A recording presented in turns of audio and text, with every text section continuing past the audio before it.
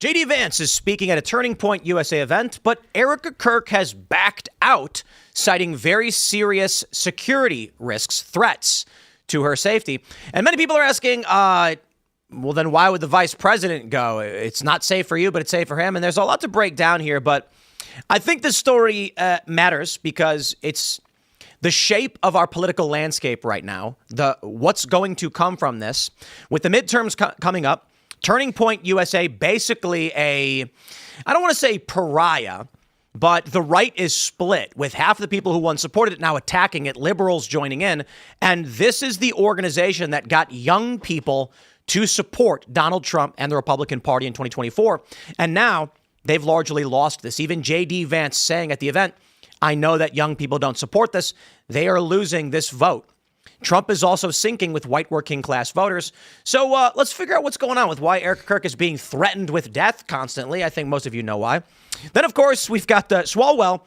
Another accuser has come forward saying that he not only forced himself upon her, but he drugged her as well. And L.A. has launched a criminal investigation. So it looks like Swalwell's not just going to be dropping out of the California governor's race, not just resigning from Congress. He may actually be signing up for prison, and not even just in California, maybe even New York as well. Holy crap. And Tony Gonzalez resigned, but, whatever about that. So we'll talk about that, plus a bunch of other weird stuff's going on. Guys, in talking about this Erika Kirk stuff, I have to point out, I don't know if it's a mass formation psychosis forming against Donald Trump or it's a coordinated effort, but there are a bunch of fake posts just lying about Trump in the weirdest of ways. Not too dissimilar to back when, you remember when Trump threw the fish food into the koi pond with Shinzo Abe? ABC, I think it was ABC, they cropped the image, zoomed in on Trump, so it looked like he just, of his own volition, threw it in. Whereas the real story was that Shinzo Abe did it first, Trump said, okay, and then followed suit. The media then attacked Trump for being uncouth. Well, there's this weird claim that Trump was booed at UFC. I should say everybody, but tons of people are repeating this, and you can listen to the video. Trump was not booed. I mean, maybe by one person, but you can't hear anything. So what is this seemingly widespread claim that Trump is getting booed when he clearly was not? It seems fake. It seems like people are just grifting for clicks, and I've got thoughts on this, of course. We'll get into that. Before we do, my friends, got a great sponsor for you. It is Tax Network USA. My friends, head over to tnusa.com/Tim. It's tax season, man. Do you guys own back taxes or have unfiled returns? Have you filed every year, but you still keep owing? Did you retire and suddenly get hit with a tax bill you didn't expect? Maybe you pulled money from your 401k early and the IRS wants its share. Either way, your balance is not going down. Penalties are growing. Interest compounds. And many of you are about to owe again. This is why you got to call Tax Network USA. The IRS is not going to wait. The IRS is going to enforce collections through wage garnishments, bank levies, property seizures. They can even file for you without your consent. This is where Tax Network USA comes in. With over 15 years in the business, there hasn't been a tax case they haven't seen or resolved. They specialize in tax controversies and help taxpayers nationwide get back on track by resolving back taxes and unfiled returns once and for all. Whether you owe $10,000 or even $10 million, their team has resolved over $1 billion in tax debt. And they can do the same for you, but you got to call now. They're offering a free investigation call with the IRS. After that investigation, they put a clear case plan in place to resolve your tax problems and get you back on track. It's about using your legal rights to take control before the government sets terms for you. So don't wait. Call them now at 866-686-1535. That's 866-686-1535, or visit tnusa.com/Tim. And don't forget, my friends, you got to go to timcast.com, click join us, get in the Discord community where the show never stops. We've got early morning shows, got afternoon shows. The crew is hanging out. There's tens of thousands of people. They want to be friends with you because it's not what you know, it's who you know. And if you're looking to start a project, make music, maybe invent something, whatever, you need a network of people. And this is where you can find it at timcast.com. But more importantly, you are supporting the work that we do when you sign up at timcast.com. So don't forget, smash that like button right now. Share the URL of this video if you're watching. Tell your friends, hey, turn on Timcast or come watch. Let's all hang out, watch the show together. Because sharing is the most powerful way to help us out. And yes, joining us tonight to talk about this and so much more, we've got Tom Renz. Hey, thanks for having me, Tim. Glad to be here again. Absolutely. Who are you? What do you do? Well, I'm an attorney. I am a podcaster, and I'm an activist. I'm pushing for freedom, pushing for our future, and hoping that we have a better turnout in midterms than what I think we're going to have. Oh, it's getting worse. The new Cook Political Reports adjusted several states. It's all shifting Democrat. So we'll talk. This is partly why I want to talk about the Erika Kirk stuff, because I think this is a principal component as to what's going on. But good to have you. It should be fun. Elaad's here to talk about why he's happy with the war. Good to be back, everybody. We'll get into that during the show. How's it going, Phil? I'm very interested to hear your thoughts on whether the strikes on Iran are good or not. I'm just kidding. I'm fully aware of what they are. It's good to have you all here today. I'm excited to talk about everything. Let's get into it. Here's a story from the Daily Mail. Erika Kirk backs out of TPUSA event with J.D. Vance at last minute due to unknown threats, Vice President says. The interview with Vance at the University of Georgia was part of the nonprofit organization's tour to excite young conservative voters ahead of the midterm elections. Vance said Erika consulted with him ahead of time about these threats. Ultimately, she decided to miss the rally. Quote, "I love Erika, and I know that she did get some threats," Vance said on stage. "About 2 hours ago, I was a little worried that we were going to have to cancel the event because Erika was not going to come, and she was very worried about it." After Vance consulted with the Secret Service, he decided to go on with the event without Erika. No further information about the threats has been released. The Daily Mail approached the White House for comment. So I've got a couple tweets. I think we should... I don't know if I had the one from Vance actually pulled up. We do, actually. It's from Erika Kirk. I want to play this clip real quick of what J.D. Vance said. If the audio's... Stage here instead of Here we our go. friend, Mr. Vice President, I'm on stage here instead of our friend Erika Kirk. That's right. Because unfortunately, she has received some very serious threats in her direction, which is terrible. It's a terrible reflection on the state of reality and the state of the country. Mr. Vice President, I'm on stage. So, of course, Fox News reporting it. Erika Kirk says, "I was so looking forward to tonight's event at the University of Georgia with our Vice President, J.D. Vance, but after all our family has been through, I take my security team's recommendation extremely seriously. Thank you to our amazing Georgia chapter for your support. God bless you all." And we've got this tweet from everyone's favorite Candace Owens. She said, "Erika Kirk pulled out of the event last minute with Vice President Vance citing threats. This is PR horse-ish, obviously. He is now doing the event alone at the University of Georgia." I mean, that's not true. He's with Colvette. "What do we think is the real reason she pulled out? Probably just security threats, to be honest." There is a funny response, though. Danny Diggs responds saying, "Erika is getting threats, so let's not have her go, but let's definitely still send the VP." What? These people are... What's the right word? I'm going to be polite. Developmentally disabled or dishonest. The reason why is, right off the top of my head, ask me why Erika Kirk did not go and J.D. Vance did, and I can give you a handful of reasons. One, the threats are against her family. She doesn't want her family to be involved. She doesn't want to travel without her kids. 1,000,001 reasons. Number two, the threats aren't targeting the venue. They're targeting maybe her home, route of travel, her vehicles. Maybe someone sent her a threat saying they put a bomb on her car. So she says, "Okay, can we go?" And they're like, "We'll have to get a different vehicle for you." And she's like, "We have to leave now." She's like, "Screw it. I think we better just not go. This is weird." Maybe there was a threat at her home and they said, "Miss Kirk, we're going to have to bring you out and do a sweep of the property. This has happened to us." These people act like they have no idea what's going on. It's like that Millennial Woes meme where he said, the problem with discourse is that leftists, what is the quote? Leftists pretend not to understand things, thus making discourse impossible. Yep. These people know full well there's 1,000,001 reasons why J.D. Vance would go and she would not. Least of all is that she doesn't have Secret Service protection. But the obvious being, maybe they did not threaten the venue. It's just, we are going to lose the midterms and Candace Owens is doing it intentionally. Fine. Whatever. Democrats are going to win. They're going to lop off kids' balls. They're going to raise your taxes. They're going to take all your guns away. They're going to do all of these things that people have been freaking out about.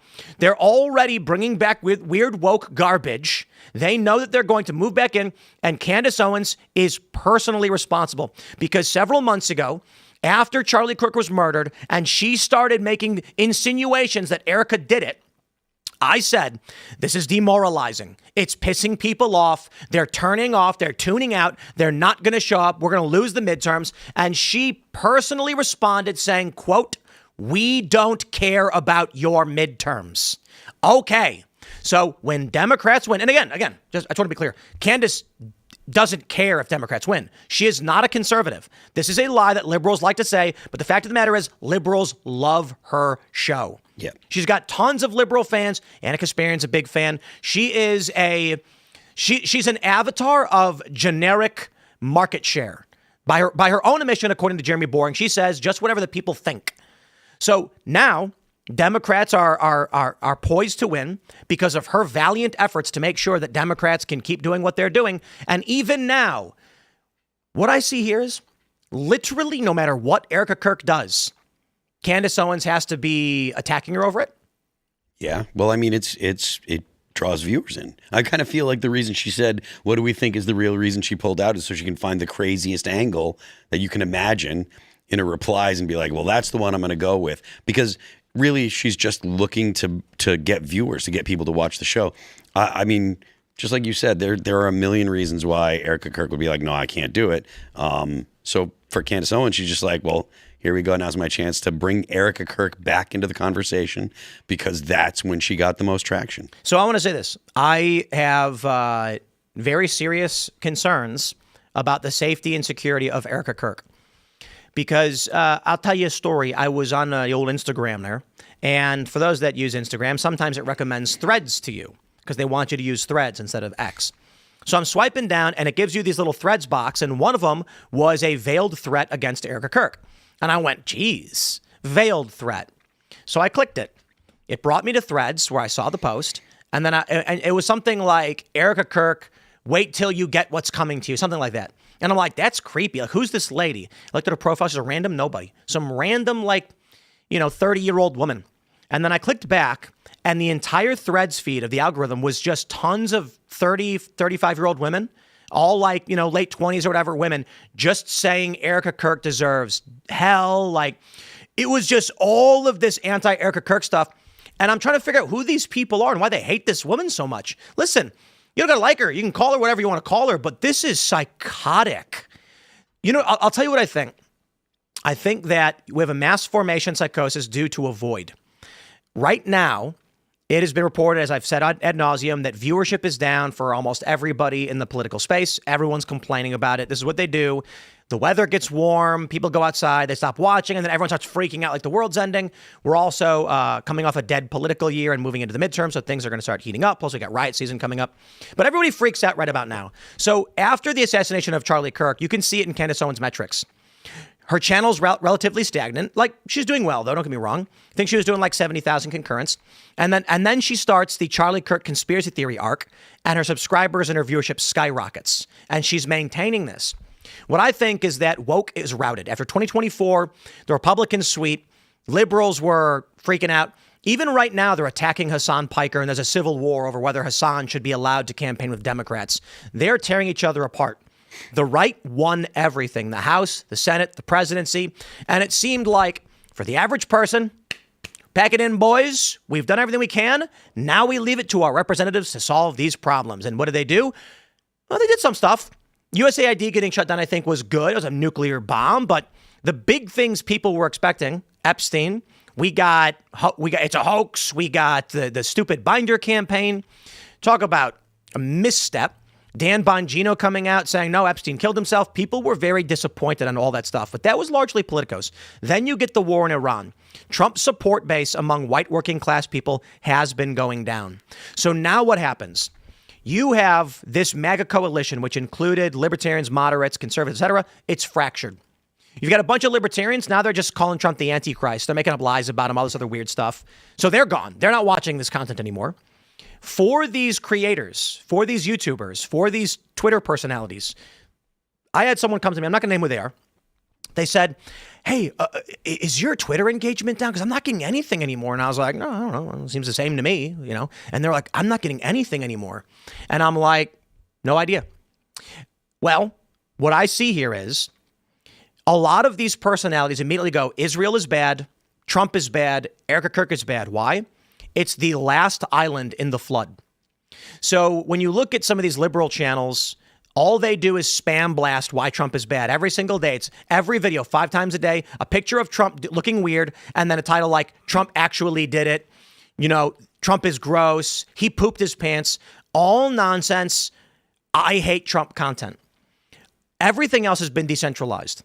If you were in the mega coalition when at the peak of the culture war, right before Trump was to win, everybody who was angry with Democrats was watching, saying, are we going to win?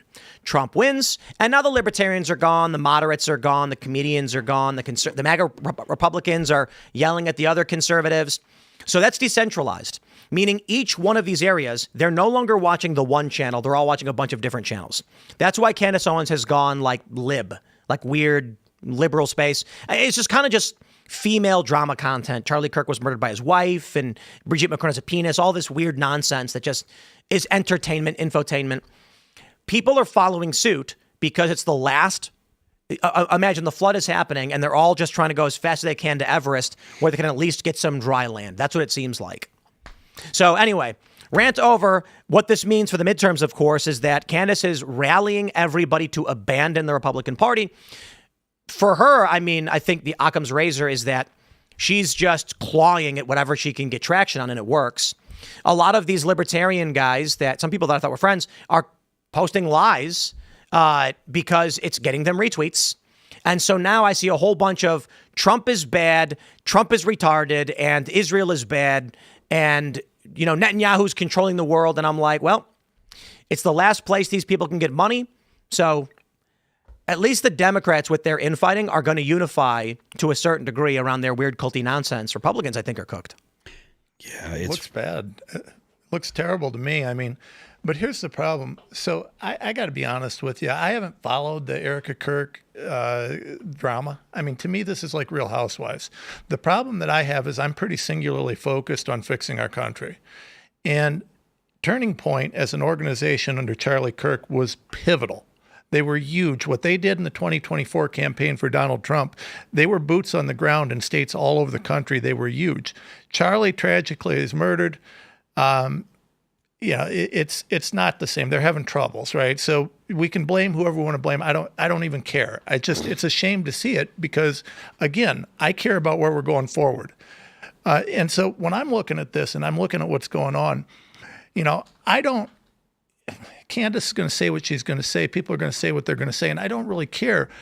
To me, the problem is that our policies, the things that we fought for in the election, aren't happening. We're funding Ukraine. We've started multiple foreign wars, which I'm not against everything about every foreign war, but I don't like the Iran war, and I know we'll talk about that, and I'm interested to hear what you have to say. We've got the glyphosate executive order. We're still funding mRNA. Yep. We haven't passed the SAVE Act. No one's been held accountable. Just before we came online tonight, I see they just finally dropped the sedition charges against the Proud Boys. Great. What took so long? I hear Todd Blanche, hey, we're not going to do anything further on the Epstein files. People are outraged by this. And they aren't just outraged, but they're being insulted for being outraged about child rape. This whole thing is insane to me. And to me, I don't think that the issue is Real Housewives drama between Candace and Erika. I'm not into like bashing. So she lost her husband. I don't know. But I don't believe. But let's pause real quick and just say it's not Candace bashing Erika. It's Candace bashing Turning Point and fracturing the organization that was rallying people to go vote, particularly young people. It's not about Erika Kirk. This started with her accusing Turning Point USA of killing Charlie Kirk or being involved in some way. And it evolved into now Erika is in some way a part of this. So when she's saying these things, what she is doing is going to her show and telling everyone, do not support Turning Point. And this means the biggest voter initiative that the right has is now smeared, defamed, and fractured. Well, let me ask you this. Okay, so I haven't gotten into this too much, but I don't believe the narrative about Charlie Kirk at all. I've shot... Well, what narrative? About him being shot, the way he's shot. I watched it. I was involved in it. So the gun that shot him, the 30-06, I shot that gun a lot. I've used the 30-06. It's a cannon. Yep. From 150 yards, there's not a bone on this planet in any human being that's going to stop that gun. I don't believe the narrative. There's so many inconsistencies. I respect that you don't.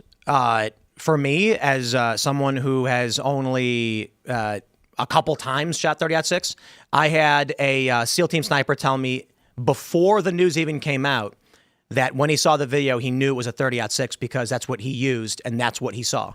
And this is just a random guy who's doing security for me. Okay. So I've talked to a handful of people who do. I'll be very careful how I describe it. Let's just people who go overseas for certain reasons. And I've had 3 or 4 people say to me like, "Oh, dude, that was a 30-06 easily." You don't even have you don't really have to. I mean, well, I'll just say it like this, and I say this all the time on the internet when people are talking about it. Bullets do weird shit when they hit a body. When they hit Fair enough. like a gelatinous, basically medium, and then let it strike into a bone. Right, they do but weird shit. And we all know that bullets do weird things. But the other thing is people don't know the age or the load of the bullet. These things matter. So again, I'm with a guy who's a SEAL team sniper, and he just goes, "That's 30-06. He's like, "Man, as soon as I saw it, I wish I was filming when I said it, because I saw that video, that's what I said." And I was like, "Really? Is that what you think it was?" Then the news comes out, 30-06, and I was like, "Oh, wow." There's a lot of details here. I want to ask you which ones, I guess, you dispute particularly. So first, there's like, do you believe Tyler Robinson, first and foremost, was the shooter, I guess? I don't know. I mean, I don't know. The problem that I have is I don't feel like they've been transparent about it. They've tried to keep things under seal. And, why do you, here's the thing that I always come back to. What do you mean? You want to elaborate on that? Like, what do you mean? Well, when there was a push to try and keep the trial sealed and try and keep certain data sealed. Not Turning Point. They've been trying to get it open. No, I'm not saying Turning Point. Yeah. I'm not saying Turning Point. I'm not accusing. Well, the government's trying to keep it sealed. Yeah. Yeah, Turning Point's trying to keep it open. The government, but that's where my issue is, right? But I don't it's trust the specific courtroom. It's the judge. What do you mean they're themselves. trying to keep it sealed? They need to do their investigations. No. The court doesn't want a public trial. Yeah. Of Turning course. Point and Charlie's family and friends do. They want everyone to be able to see the evidence. Well, I don't think they want the Tyler Robinson to get off, and that's why they don't want to prematurely come out with a lot of the evidence. But that's not what he's saying. No, listen. If Robinson did it, that's fine. I want every piece of information in there. I had a problem, and I'll tell you, I know that you guys are going to jump me on this one. Joe Kent. Whether you believe Joe Kent or not, he offered to testify. If you're going to put your name, this is, I'm as a lawyer. If you're going to go under oath and you have valid information that's relevant to the trial, I want to hear it. What was his information that was valid? I don't know. That he was stopped from investigating a foreign nexus in the Charlie Kirk assassination. Don't you think that's not relevant to a court, nor is it admissible? Well, but they will now argue for it, and the defense is going to try and use it in the court of public opinion to say the federal government did not do their job. The issue is that he's the what is he, deputy director of counterterror, or he was the director of counterterror under Tulsi Gabbard. It's the FBI that handles these things. He said that Cash told him not. I think he said Cash, right? He said not to investigate. Well, yeah. Why would the counterterror director be looking up an assassination? That's not his purview. Well, if there was indications of terror, or if there was indication, we don't know what data he had, and we don't know what he was going to testify. Sounds like there wasn't. Well, it sounds like, but again, you asked me for specifics, and I can't ask you for specifics on this because he can't give it. Well, at the end of the day, we don't know. You're asking to prove a negative, right? So how about this? How about in the Swalwell case? Why isn't the FBI allowing the counterterror to investigate whether Swalwell was raping these women because it was for China? I mean, I can just make up 1,000,001 things. And so it's possible that Joe Kent goes to Cash and says, "Hey, I want to investigate if Israel did this." And Cash goes, "Huh?" Well, but did he have evidence? I mean, was there a basis for him to say that? We've never got, if he's coming out and specifically saying, "I want to testify in this, I've got a reason." Yeah, his reason was that he was barred from investigating a foreign nexus involvement in the assassination of Charlie Kirk. Was that it? Do we know that was it? That was from his interview. He said he was told not to investigate if whether a foreign, I think he said foreign nexus may have been involved in the assassination of Kirk. And do you think? I don't want to misquote him, but. And I'm gonna defend myself on this one because I think here's the deal. He's got a job to do. He's doing his job. Do you think that he just decided it for no reason at all? Well, we don't have access to what he has access to. He had all sorts of classified access. I think for that no apparent reason, he just decided, hey, you know what? I'm just going to investigate. I think it's mass formation psychosis. I think that we are seeing Israel derangement syndrome. I think there's certainly valid. I always say this because these people are psychotic. There are valid criticism of Israel, and quite a bit. No problem. Even the Free Press wrote about the extremist problem in the West Bank with Israeli settlers going in. Fine. But I look at these people who are claiming that Israel is behind everything all of the time, and I'm like, okay, this is retardation. This is like, your brain is broken.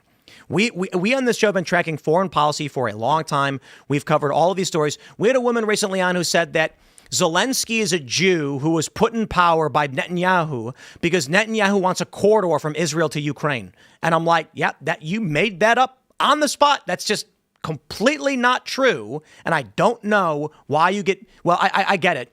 People like Candace make these things up because people get all freaked out and then they watch these things. So when Joe Kent is like a foreign nexus, we get what he's saying. He's saying Israel. So if Cash is like, my God, dude, are you kidding me? Like, listen, you want to know what makes the most sense? Let's do Occam's razor. Occam's razor is a wackaloon lefty guy is the likely suspect in the assassination of Charlie Kirk. I don't think he acted alone. There were wackaloon lefties on social media who seem to have foreknowledge of the event. So if there is a conspiracy, and there may be, who is likely behind it? But I want to know that. And left liberals, not a foreign nexus. Maybe, but I want to know, and I want to know the whole truth. This is kind of like, the J6 pipe bomber. So I'll put it like this. Do you believe that the autistic kid was a pipe bomber for J6? I mean, no, of course not. And I think more information has come out, which it's hard to get into because of the threat of litigation around this other individual. But I will say this. The strategy of intelligence agencies in dealing with conspiracies is to throw fake conspiracies to disrupt. 100%.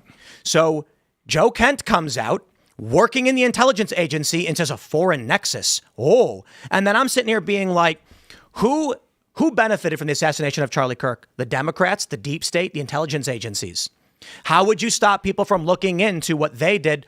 Blame Israel for it because you can never prove it. They're 20,000 miles away. So now you've got Joe Kent coming out.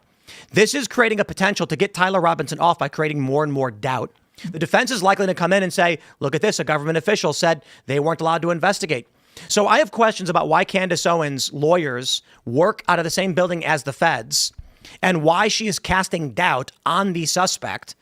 If there was a conspiracy, which I think there is, I don't think there was a lone shooter that killed Charlie. I think there is evidence of Discord chats. These messages between him and his lover seem to be fabricated. And they keep spinning it around to Israel did it.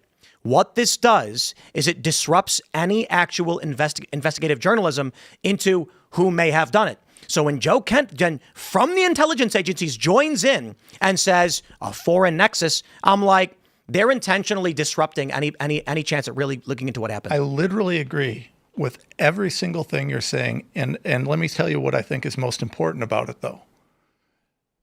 Yes, 100%. Could this guy be, playing a game or that guy be playing a game? The problem is we don't know who's playing the game. And so to me, what's important is that we investigate every angle as openly and transparently as possible because I don't trust any of them. And unless I see it with my own eyes, I don't trust any of them. Agreed. And so what you would do is you take the evidence you have, and then from each point of evidence, you'll advance one step to check where does this lead? Yes. And where does that lead? Transgender furries, Democrats, liberal leftists. It would make the most sense, in my opinion, that if there was a conspiracy to kill Charlie Kirk, it came from Democrat donors, elite pedophiles. We know these people who have been funding Democrat politicians. Don't get me wrong. Also, a lot of the uniparty Republicans that Trump went to war with. And how do you stop regular people online from actually looking into the donor class that really wanted to stop Charlie Kirk? You have a counterterrorism director come out and claim it was Israel.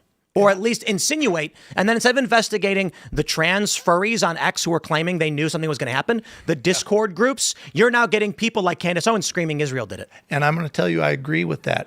The only thing is I would not put a limitation on that. I would follow every single lead that was out there. And I would listen, if Joe Kent goes out there and testifies and he perjures himself or lies, then guess what? But he's not. He's going to say, I wasn't allowed to investigate a foreign nexus. Well, then you know what? It's going to be objected to as irrelevant because it is. Yep. And that's going to be the end of it. Probably why they're not going to call him. But that statement, what it does is now you've got the people the young people who once were curious about going to a Turning Point event now will not do it. Well, I don't disagree. Screaming at the event. I don't disagree, but the problem that we have is that both sides are presenting not impossible, right? There's a plausible chance that there was foreign involvement. Is it likely? Probably not. Well, but there's a possible I'm not going to argue that there was. But there's a possible chance that China has a moon base. But what is the evidence for it? No, this is the point. Like, there are a lot of things that are possible. There's a lot of things. It's possible the Nazis went to the dark side of the moon, I guess. When someone makes an accusation, they're willing to put themselves under oath. What accusation was made? That there was foreign involvement. That's not the accusation that was made. That's never been said. Or that he was unable to investigate it. Yes, he wanted to look into this and was told he wasn't allowed. There's no evidence to insinuate that's actually true. So a guy saying my boss wouldn't let me do a thing is not evidence of something. Did the defense, or did anybody want to call him? Was there any did any of the lawyers, and I don't know this, I'm asking the question, did any of the lawyers actually have any interest in calling him? Yeah, as far as I know right now, that's not gone anywhere. Okay, because if the lawyers, here's where I gotta say this. I gotta say this. You see, what's happening right now is exactly the problem I have with the space. Right. You are insinuating a foreign nexus may have been involved simply because Joe Kent said I wanted to check to see. I'm not insinuating because I don't know that an accusation was made. It's never been made. It's never been made. This accusation comes from Candace Owens and these other anti-Israel people. Joe Kent did not say I had probable cause that a foreign nexus was involved. He never said that. Okay. Tom, it's a little bit amazing to me how, like, I feel like you're willing to grasp at these straws of evidence of foreign nexus operations that I think are more or less baseless, but then completely disregard, I think, the quality evidence against Tyler Robinson. I'm not. They're saying that there's his DNA sample at the scene of the crime, and then his cell phone data also puts him there. He also left a note for his gay lover and said, Luna, if you're reading this per my text, I am sorry. I left the house this morning on a mission, and said in auto text, I'm likely dead or facing a lengthy prison sentence because I took out Charlie Kirk. Let me just say this. I'm going to quote Nick Fuentes, okay? Yeah. The Illuminati planted the wrong gun. Is that it? The Illuminati made a mistake, and you on the internet just found it out. No. So I think he's spot on when he points this out, that all of these internet sleuths have been saying the most psychotic things from the get-go, one of which was that Charlie was shot from behind, and I was told to my face simultaneously that Charlie was actually shot from behind by a guy in the bushes in front of him. And I'm sitting here being like, hold on. You show me a picture of a guy. It's a grainy green picture, like that's a guy on a balcony pointed at Charlie in front of him. Then you told me that he was actually shot from behind, because it's all garbled nonsense. It's what I really think is going on for the most part is that nobody knows what happened. Nobody wants to believe what happened. And people are also desperate for something to latch onto. But let me do this. I want to jump to this story from Raw Story to exemplify everything we're talking about. Raw Story wrote this last night. They're getting sick of Trump, ex-GOP operative in awe as Trump booed at UFC Miami. Trump was not booed at UFC Miami. Never happened. How does this headline exist? It's like we're back in 2016 all over again. So I began digging into it, and here's a video from Eric Doherty of Donald Trump. Here's the full video. The 45th and now 47th President of the United States of America, Donald J. Trump.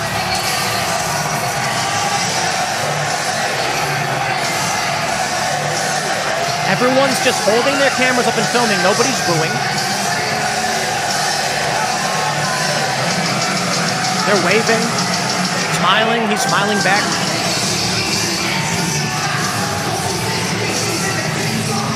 I was at a UFC event not that long ago with when Donald Trump was there, and I was in in the VIP section, and I think this is the end of 24, like right after he got reelected, and this is exactly what it looked like.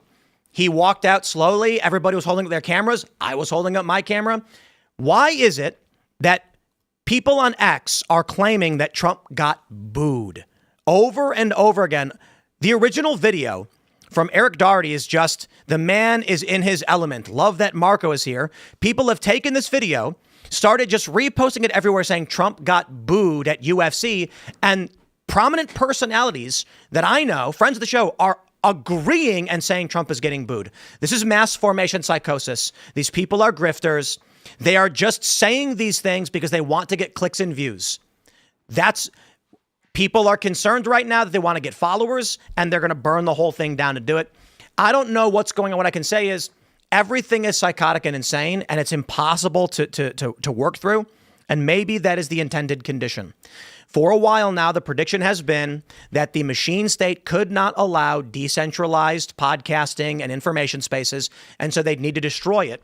And one of the theories was that they would flood the zone with fake news to make it impossible to figure out what is true. And they use human vice against the people who claim to want otherwise, thus proving a tremendous point. When some of the people, who I'm going to leave their names out, who have shared this video claiming he was being booed, which he clearly was not, either just did not watch the video and lied anyway because it gets them clicks, or they did watch it, know he wasn't booed, and said, who cares, we're going to share it anyway. It stands to reason then that the machine state has proven its point to me and many others. From the right to the left, it's grifters all the way down. They were never honest. They were lying the whole time because they wanted clicks. So who do you trust? The reality is, I guess, you can't trust anybody. Well, that's the point, though, right? And by the way, I don't disregard any of the evidence in Tyler Robinson. None of it, right? I have no problem with any of it. Most likely thing is most likely what happened. I'm just saying that we need to dig into everything because I don't trust anybody. At this point, I have watched our government lie to us, both parties, endlessly. I don't trust a single person in our federal government, and I want to investigate everything. I don't care if there's a sliver of a chance. I want to dig into it. You know, they also told us that there were no Epstein files. Right. They also told us, I mean, if I went through the list of the lies we've heard in the last year, I'm not an anti-Israel guy. I support Israel. I support the Jewish people. I don't like Netanyahu, but I do think that if someone's going to make accusations at this point, I'll give some of these wackadoodles as much of a chance as I will some of the credible people. Because Dan Bongino is credible at this point. The end result will be the most likely scenario. Democrats take the midterms, they sweep, and they take 2028 in a sweep. There's one way to fix that. Donald Trump comes back to being MAGA. Disagree. That's the only way. Yeah, the one way to fix that is having a booming economy. I fully That's believe, MAGA. I don't know about I'm not so sure about that because the people that are specifically critical of the Charlie Kirk narrative, critical of what's been done about the Epstein files, those people aren't going to come back because the economy's good. But the kitchen table issues, the things that will get the normal people that don't pay much attention to this kind of stuff, get them out to the polls is, do I feel like my dollar is going as far as it did 5, 10, 6, 7? I don't think that changes anything. I think that we've got, with people like Candace Owens, you have mass formation psychosis. I have met what I would describe as default libs. This is the way Andrew Breitbart described these people. They vote Democrat. They don't really pay attention to politics. It's just normal for them. And I've met many of these people who are anti-Trump and anti-Israel because of Candace Owens. And you ask them about politics and they'll tell you, I have no idea. A good example is this woman we had on the show who said Zelensky was put in charge of Ukraine because he's a Jew and Netanyahu wanted a corridor to Israel. And I'm just like, you literally made that up right now on the spot because you have no real justification for why you think the Jews control Ukraine. This is mass formation psychosis. I don't think the economy matters. I really don't. I think we are looking at a demoralized generation. Millennials and Gen Z are largely demoralized. They're not concerned about buying houses because they don't think it's possible, so it's not a part of their worldview right now. They are not seeking to attain home ownership. Some do, don't get me wrong. But I think largely as generations, millennials and Gen Z, and soon to be Gen Alpha, just don't even concern themselves with it because it's not something that you can do. These people are not motivated by needing to make more money. They're quiet quitting was one of the big trends. These are people who think they're deserving of anything. They should burn down warehouses, and their motivation is ideological. Here's a really funny story. There was a post. Did you guys see the guy who burned down the warehouse in Ontario, California? Mm-hmm. Yep. Reportedly, he was getting $27 an hour. I don't know that that's true for sure. I looked into the average wage. $23 an hour was the listed online wage for working in that factory. It was a contractor for Kimberly-Clark. $23 an hour. The rumor is he was making $27 an hour, thought he deserved more. And after the fire, another employee was interviewed, and he said, it's a bummer because I just started making good money. So the point is, this guy is not motivated by the money. He's motivated by the communist ideology telling him that no matter how much he has, it's not enough and he should have more. Whereas other people were like, wow, this is great. I'm finally making, $20 an hour. I got a job that I can actually live on. This guy said, I deserve more and burned it all down. I don't think the economy changes much. I think it is going to be a factor, maybe 3 to 5 points, which can be dramatic. But we're looking at a major swing from right to left right now, and it's about 10 points. Actually, I think I have I've got this from Rich Barris. He says Republicans lost the nonpartisan but really is partisan Wisconsin Supreme Court by 20 points, the largest Democrat margin in the modern history. Lazar lost iron. Here's why we collect ethnicity details. Lumberjacks were Trump 1 and pre-Trump 2. BB version crushed, worse than Mitt Romney. We have this. He says people do not understand the basics of the Trump realignment. Cook Political was delayed in this rating change. It's the right call. Bernie Moreno lagged Trump by 10 points in 24, barely won versus Sherrod Brown, and even NRSC knows they're down in Ohio. Voters pop bubbles. Check this out. Cook Political changed. The North Carolina from toss-up to lean Democrat. Georgia from toss-up to lean Democrat. Ohio from lean Republican to toss-up. And Nebraska from solid Republican to likely Republican. The trends that we have seen is a 10-point swing from Republican to Democrat. 100%. I mean, listen, we elected Donald Trump first and foremost. I would argue that the number one motivating factor behind 2024 was accountability. Yep. I would say that was the number one thing, and we've had none. Absolutely none. I love that we keep seeing the DOJ tell me about how many arrests they make. Well, listen, your job is to make arrests and to take, monsters off the streets. We elected this administration because we wanted accountability at the top. I'm just going to say, I think the Democrats won. I think what we're looking at is they back off 24 to give Trump just enough rope, as the saying goes. And now prominent Trump supporters have broken from Trump and are effectively liberals. They're at least spoilers. Democrats are going to sweep in. They're going to take everything and they're going to ram through their agenda. So I got to be honest. I think a lot of these pro-Trump personalities that are now anti-Trump, and a lot of the reason why a lot of these personalities are just saying anti-Israel is because they fully expect Democrats to get in and they don't want to go to prison. Well, let me ask you this. You look at some of these guys out there that Trump now has problems with. Like, he loved Massey, now he hates Massey. He hated Lindsey Graham, now he loves Lindsey Graham. I mean, isn't the problem that what we thought we were getting is not what we've gotten?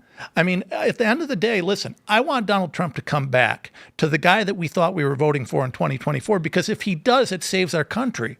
Well, That's what we need. I think Trump just looked good by comparison, to be honest. Kamala Harris represented the failures of Biden, and people said Trump must be better. But I got to be honest, I don't take that criticism about Lindsey Graham particularly seriously, considering Trump hired John Bolton. That's true. These people who are like, I can't believe Trump is palling with neocons. He was palling with them the first time, too. J.D. Vance was a never Trumper, and now he's the vice president. Fair enough. So, I mean, this is exactly who Trump has always been, especially with the we're not going to let Iran get nuclear weapons talk. Yeah. We wanted. I think Trump's foreign policy in the Middle East has still been largely better than every other president because they all started wars in the Middle East. I think if you remove wars in the Middle East, you get Trump with the Abraham Accords and other policies I think have been beneficial. Not that I'm not a fan of him going to war with Iran, but I do think there's a bigger component there that actually maybe we should just jump into right now while we've got Elaad sitting here. We got this in the Wall Street Journal. Sanctioned Chinese tanker makes U-turn in Hormuz after trying to exit strait. This is crazy. So Donald Trump announces a blockade of any ship trying to go into or out of Iranian ports and through the strait. This morning, the reporting was that a Chinese tanker made it through the strait, but then at the Gulf of Oman turned around and went back into the Persian Gulf, indicating, presumably, that the U.S. said no, and they weren't able to pull off whatever they were trying to do. Now, here's where it gets interesting. I believe more than ever, the shuttering of the Strait of Hormuz was the intention in the war. Take a look at all of the factors at play right now. I don't care what anyone says. I care what we see, and we see a few things. China is pissed. They have been issuing public statements that this is disrupting the global order and it should not be allowed to stand. Why? They've been cut off from around 20% of their energy imports, which is damaging their economy massively, and they're in serious trouble if this persists. But also take a look at Trump going into Venezuela beforehand, securing Western oil assets, then starting a war in Iran where the strait was already open and then it gets closed. Trump goes, oh no, the strait's closed. I swear, if you don't open that strait. Now, why would he be saying that? Again, I don't care what he says. I care about, all I look at is the math of it. Let's calculate everything based on simple data points. Venezuela captured. U.S. gets access to the oil assets, the largest oil hub, basically production, distribution in the world. It's ours. Trump goes to war with Iran, causing the Strait of Hormuz to shutter. Trump makes statement ensuring Iran keeps it closed. When Iran reopens the strait as a toll booth, as a tollway, Trump orders a blockade of the strait for any tankers, particularly this Chinese one. When you remove the we're trying to get the strait open talk, that's PR hubbub. The end result is all of the actions we have seen thus far seem intended to stop U.S. adversaries from getting access to Middle Eastern oil. In the meantime, the Gulf is exporting at record levels. Now, here's what I think. Trump can't come out and say, we started a war with Iran, bombed them and killed their government because we're trying to cut off China's energy access. Because then China would say, okay, that's a declaration of war, right?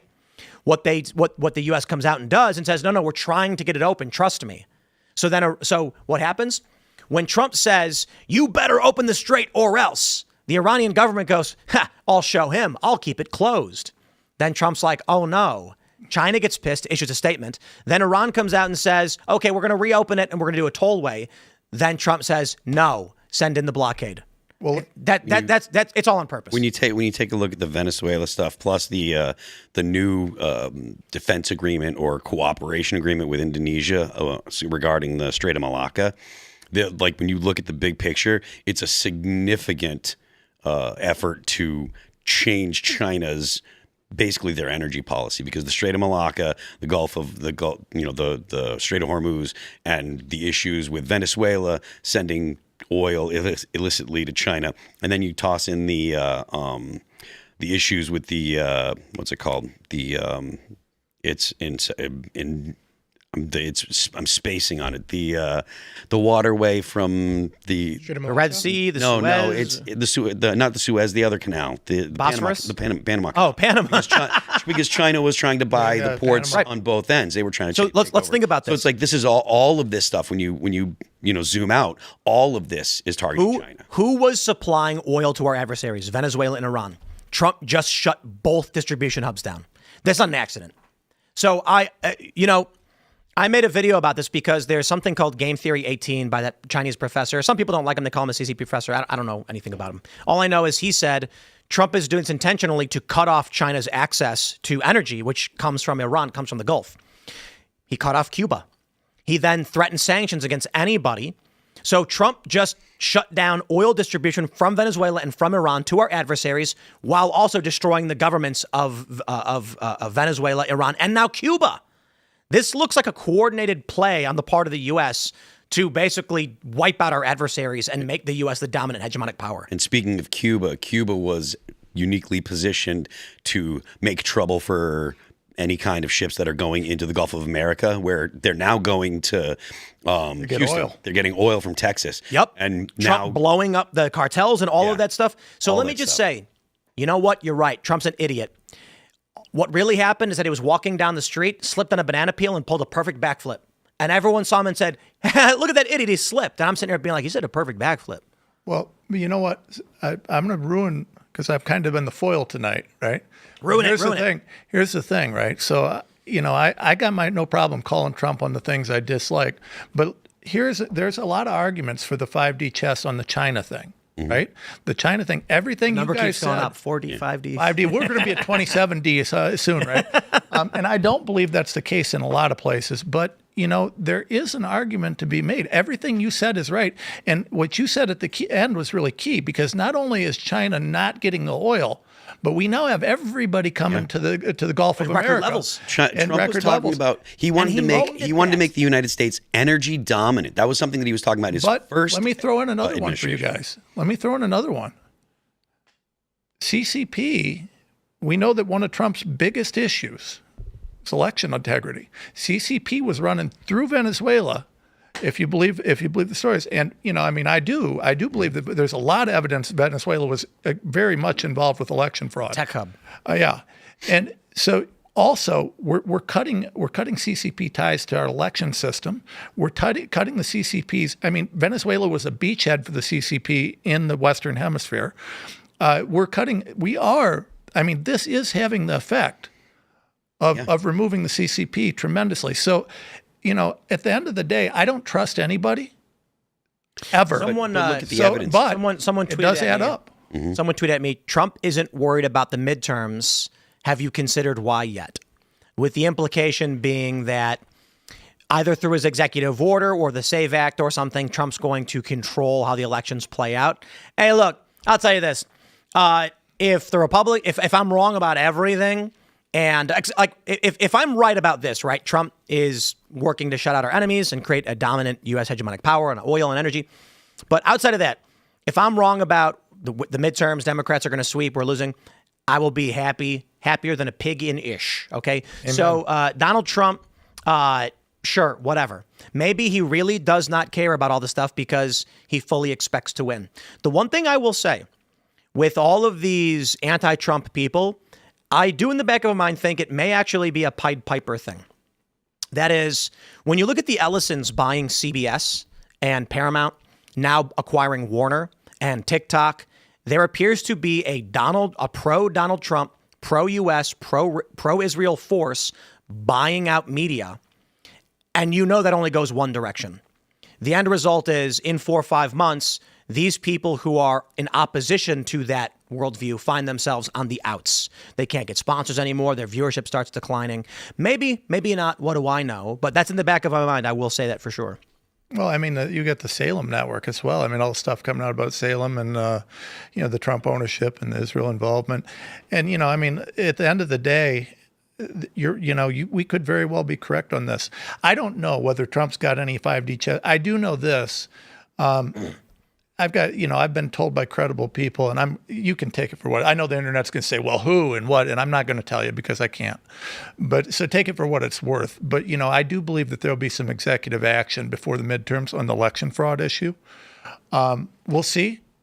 Here's the play: Trump signs an executive order 2 weeks before the midterms. No time for the courts. Exactly. And even if they try to get it through, Trump gets an appeal, gets an injunction, and they're not going to be able to get anything through. And that could, that would be nuts. What I will say on the international stage stuff, as we're talking about, you want to pull up the map and we'll take a look at all this stuff. I'm going to just say it like this. I don't care the opinions of anybody, at myself. None of that matters. Ignore everything I've said. Ignore everything the anti-Trump people say and the pro-Trump people say, and just calculate data points. Venezuelan oil under U.S. control. Cuba strangled on the verge of collapse. Iran, their government's completely gone. The strait is closed and Gulf oil distribution has shut down with a U.S. blockade on Iranian ports. China's access to energy has been cut by, 25%. Ignoring everything else, this is one of the most massive victories for Western militaristic power that I've seen in my life. And again, you want to call it an accident and say Trump's an idiot. You want to say this was never the intention, whatever. I'm only bringing up the data points that are factually confirmed. Everything I stated, confirmed. Tim, China imports 55% of its oil through the Gulf of Hormuz. They cut off. China's going to collapse. The International Energy Agency called it the largest supply disruption in the history of the global oil market. Okay, now let me just say this. What happens to China in 1 month? How long can they hold out for? Do they have the reserves for this? 4 months. They have 4 months. They have 4 months with nothing coming in, and they're okay. I'm pro-Trump. I've never been more pro-Trump. Elaad, I'm going to grow a mustache, smoke some cigars, guys. I'm again. I made a video. I've made several videos talking about the current stage of events that's happening around the world. And I've had these former conservatives calling it cope and seethe. Then I'm saying Trump is working a plan here. And they're like, you're coping. Trump's failing. Israel made him do it. None of that aligns with any of the foreign policy that we have watched over the past 20 years. The Qatar-Turkey pipeline, perfect example. I love bringing it up. You know I do. It's my favorite story. That the U.S. wanted to build a pipeline through Syria, from Iraq, Syria, Turkey, into Europe, and Syria said no. So what happens? Syria falls into civil war. We're on the side of the people who want to get rid of Assad. Assad told us he will not allow the pipeline because it will disrupt Russian energy, and they're allied with Russia. That had nothing to do with Israel. It had only to do with Israel, and that Israel is an ally in the region who is bombing Syria because we wanted them to. Ukraine, perfect example. Gazprom, Russian natural gas, runs through Ukraine, providing 20% of European natural gas. So what happens? Western assets, NATO, the EU, start courting Ukraine. Vladimir Putin goes to Ukraine and says, do not join NATO or the EU. If you do, it starts here. Putin says to Ukraine, if you open your borders to European trade, and we have open borders trade with you as part of our trade agreement, European goods will flood our country and disrupt our economy. We can't allow that. So Putin offers Ukraine billions of dollars. The EU offers Ukraine billions of dollars. This was back when it was Yanukovych. Yanukovych says, let's negotiate. The West takes the mafioso route. We're done negotiating with you. If you don't take the deal we're offering now, then we're done talking. Putin offers him a better deal. Yanukovych sides with Putin, and what happens? All of a sudden, we get the Euromaidan movement. We get NGOs being funded in Ukraine, and the country falls into this major split where, we'll call them activists, storm the home of Yanukovych. He flees the country and goes to Russia. Zelensky comes in.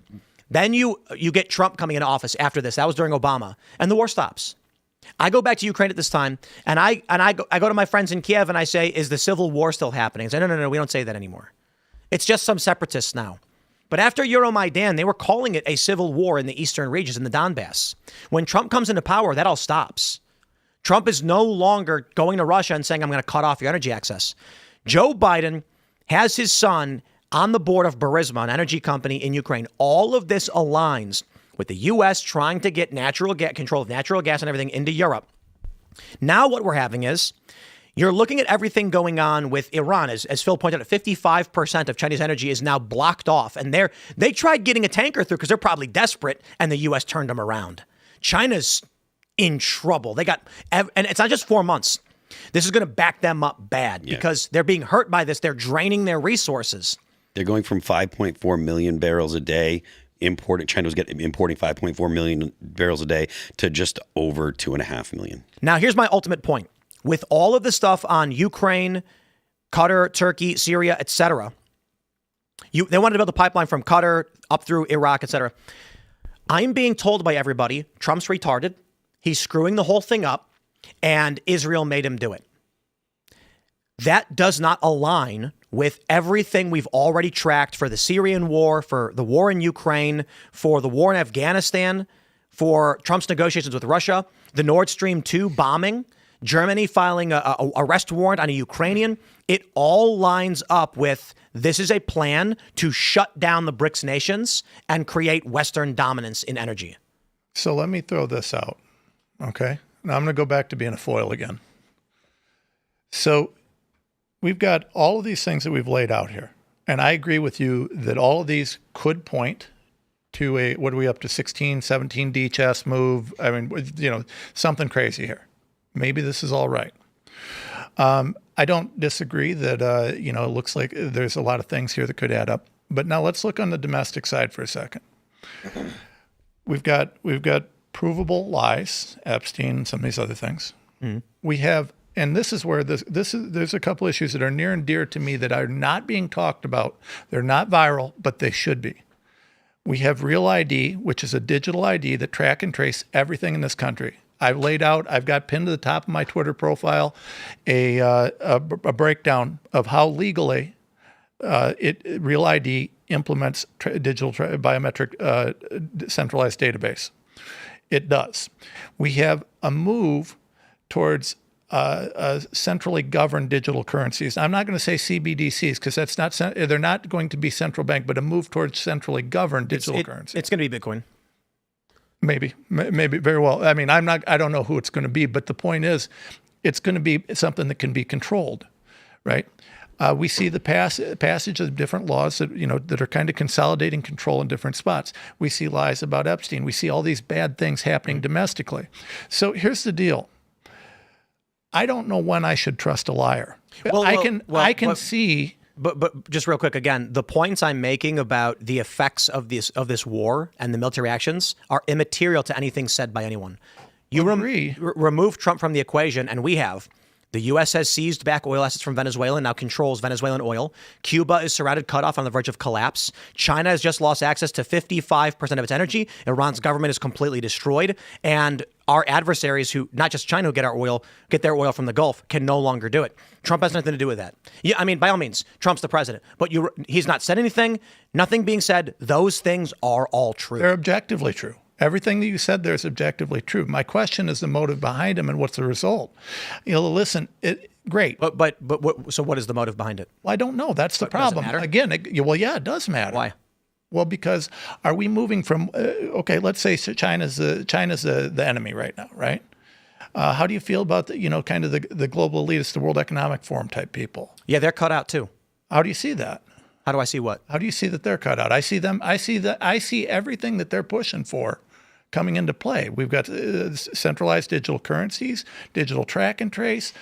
We see pushes, for the. Well, that's true. And Trump funded with what was it? Project Stargate for the investment into AI. How do we know that this isn't a power struggle between one side or the other? I don't trust anybody. And that's where I keep coming back to. I think it's fair to say that what we're seeing domestically is they need to remove Trump from power to stop what he's doing. And so, interestingly, big tech, I think, is obviously anti-Trump. I don't know about X, obviously, but YouTube for sure. And they didn't just stop being anti-Trump. Facebook has always censored everything we do. The only thing Trump has right now is Paramount and TikTok and Salem.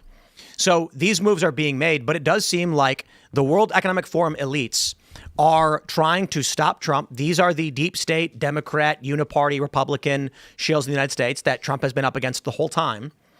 This war is playing out culturally, civilly, and internationally with physical conflict. Aren't we giving them more power? If we weaken their enemy, the World Economic Forum crew, I don't think the World Economic, there's been a lot of discussion back and forth. Well, Trump forcing NATO to pay more of their GDP into their military, and Trump controlling natural gas with Ukraine into Europe.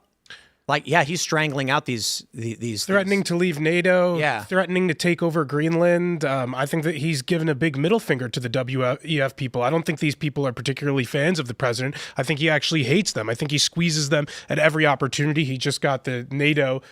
When you talk about WEF, I just assume you're talking about Europeans because it's hard to really understand. It's the Davos elites. It's the those are the guys who he's squeezing, and he has not many friends among them, if anything. He's giving an earful to all these foreign leaders when they visit, particularly from Europe. So I don't know. He's particularly been talking down to them, especially because of their lack of intervention with what's going on in Iran, with our war in Iran. So if anything, I think their power and influence is on the decline in the administration. But I feel like I do understand that you do have certain political beefs, I guess, with the administration. He's not accomplishing everything that he's ever said that he will, but I think it's difficult for any politician to do so. I think on the major issues, though, I think he's making a very large difference in doing what he's saying. The number one issue that I think many people care about and that he ran on was this mass deportation agenda. And I think as far as that goes, you only have so much political capital and political bandwidth. I think he's been doing a very effective job. I think you also need to consider what's the majority he has in the House to actually affect change. Right. But back to that point, the issue of immigration, I think Trump came to a harsh reality, is that our economy is in trouble because we don't have babies.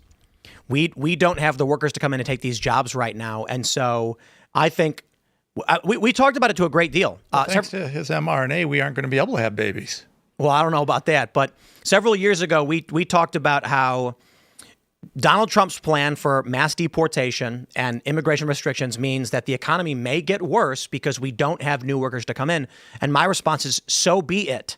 It is the responsibility of the people to, persist. And that means we need to start having babies. And so we have people in our chat constantly super chatting us being like, we're having a baby again.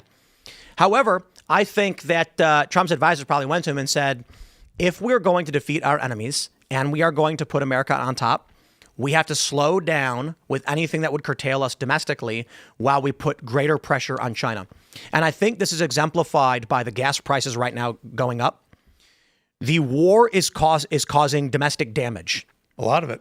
Except China is facing substantially worse. So is Iran. So is our debt. The other nations that are holding our debt. They're taking substantially more damage. So we're all getting hurt, but we're getting hurt the least. I think that's what, I'm going to say this. We need to stop giving Trump credit. We just do. The problem is you say Trump did this, Trump did that. It's the Trump administration. It's the people who work with him. It's Pete Hegseth. It's J.D. Vance.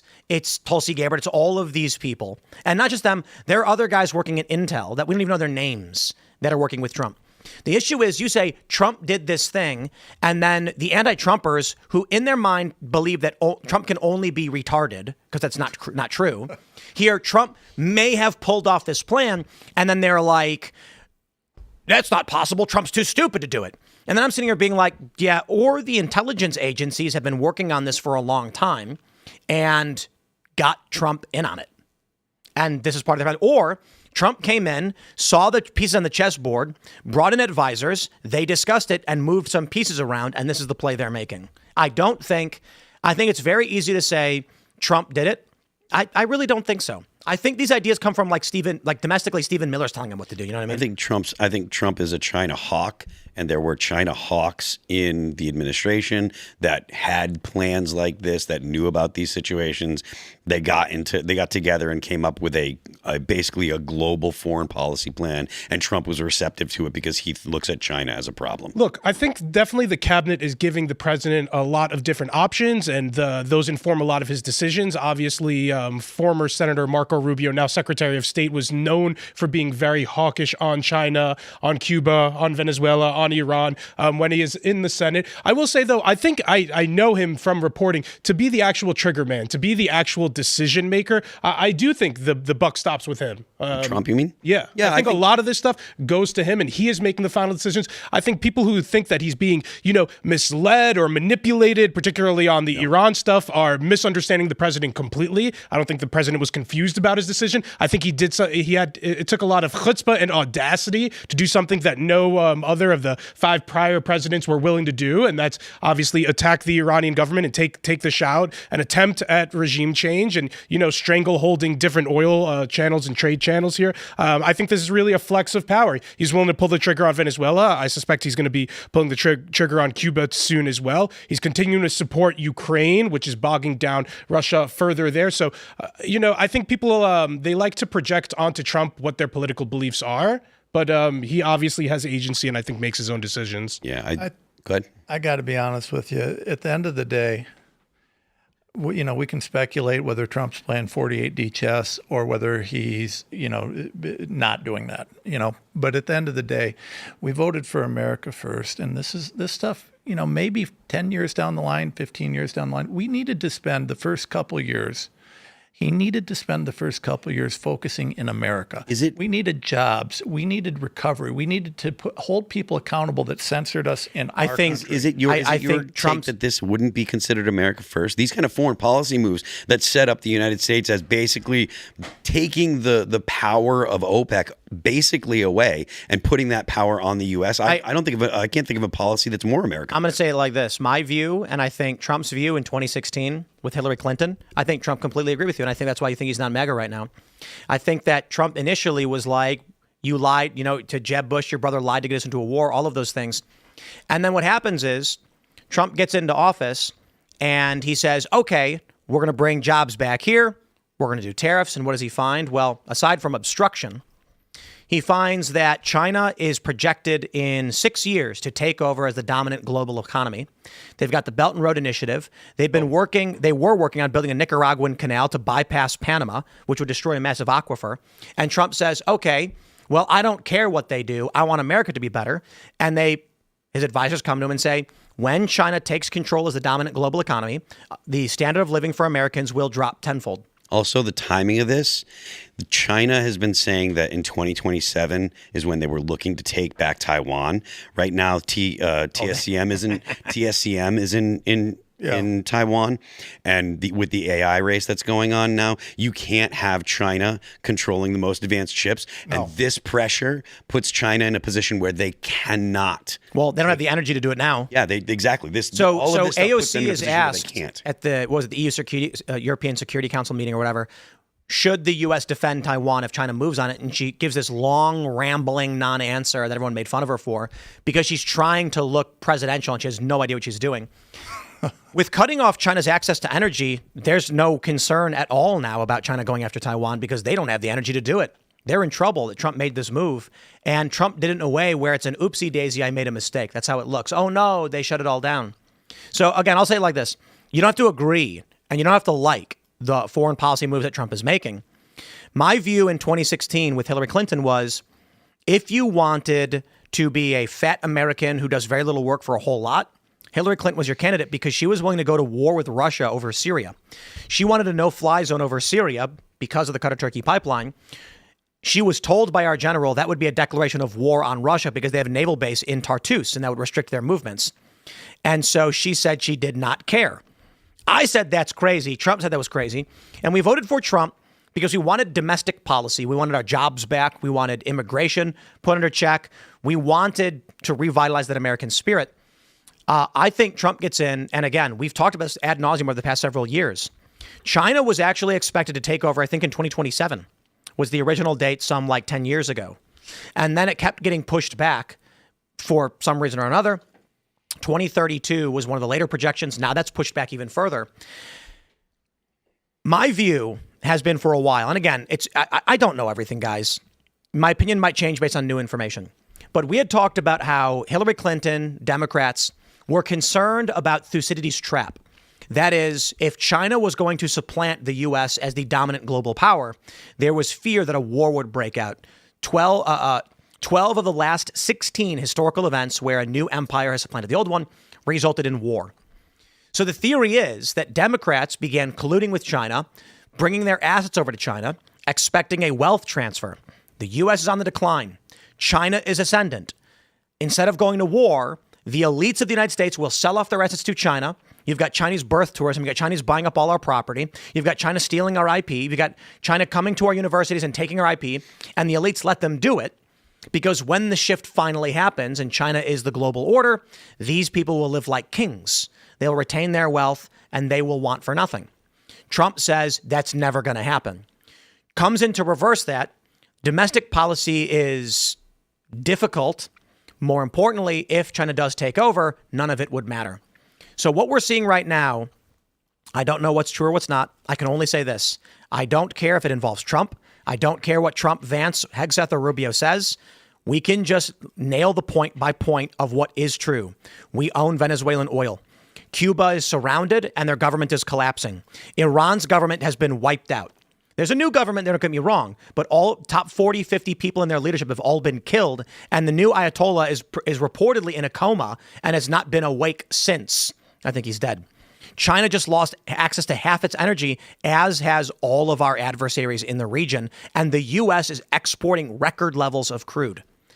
Outside of whatever you think happened, whether it was intentional or not, these are tremendously powerful benefits to the United States in the long run. And we will see short-term benefits to that. The exporting of massive crude, we are seeing, I think the average gas price right now across the country is up 50 cents. A lot of people are pissed about that. Hopefully Trump gets a handle on this. But I got to say, I said this before, if this is actually the play, the Trump administration, should they succeed in this endeavor, will go down as the greatest administration in American history. Depending on what else they do domestically. And well, let me ask you this, though. Here's my concern. Let's say that I take everything everything we say is correct. Let's say that everything we hear is that it is a plan. The goal is to do this. Why not wait until after midterms? Right now, listen. Right I just now, told you. Why? Because China had a plan to take Taiwan in 2027, and all of these pieces fit together to apply pressure on China, which would prevent China from having the Venezuela alone should have slowed that down, right? No. Venezuela didn't have it wouldn't have had enough impact on China. It took all of these pieces to really put an impact because, like we said, China has 4 months of oil in reserve. They have like. I can give you one simple reason. All the world's a stage. That's why. Whether it's Trump, the Democrats, or otherwise, the intelligence agencies have this plan in place, and they were going to do it regardless of who is in power. And members of Congress can't even talk to us about what's really going on, nor can they actually pass any real laws. So maybe what's actually happening is that the Hillary, Trump, the Democrat deep state, all of that's been fake the whole time. I don't know. Well, here's the thing. I think that's probably the closest truth that we've gotten to tonight. And I got to be honest, I wouldn't be surprised. Listen, I just don't trust. It's like I go back, and probably one of the most seminal events in my life was watching them tell us that we had to put masks on our children to go to school. 2 masks. Or 3, depending on the day. And then no masks, and then, put a pantyhose over your head. Yeah. It was insane, right? So... Well, hit that point. I want to tell you something, but just hit your point. I don't want to interrupt you. So my point is at this point, I'm sorry. If Trump had been honest about the other things, if he'd been honest about Epstein, if he'd gone after some of these global elites, listen, some of these guys that are, you want to take down WEF? Let's look at the Epstein files. Let's look at real quick. I think not at all. What would have needed to be there for you to be satisfied? The rest of them. But the rest of what? Who do you know Todd to Blanche, be in there? I don't know who's in there. What I know is that Todd Blanche specifically said there were 6.5 million pages. We released about 3 million, and most of those were redacted very poorly. Pam Bondi said there were tens of thousands of hours, and then later says, well, it was just porn from the internet. Okay, sure. The stuff that was in the original. Listen, we need transparency, and here's the thing. Had they not said... Had Dan Bongino not outright lied and said there's no Epstein files, and then tried to convince us that Epstein killed himself, which I believe about as much as I believe that Tyler Robinson did this with no help, no one knowing. I actually think Epstein's alive now. I was going to say, Tom, actually, although I believe that the Epstein files were suffering from being too hyped up, I think the administration burned itself by hyping up the files so much prior to getting in. So people like Kash Patel, who's now the FBI director, or Dan Bongino, hyped these files up so much that it's hard to really blame you for being dissatisfied with what's coming out, following all the hype that's been around this from the people who ended up in the administration. So although I believe it has turned into a witch hunt, when you have people like Pam Bondi, who contributed with these Epstein file binders to make people believe they were getting new stuff when they weren't actually. Yeah. It was botched. All of this stuff was botched. So, at the same time, I just want to say, it's hard to blame you when they really messed up this rollout. And Pam Bondi and Kash Patel and Dan, they all overpromised,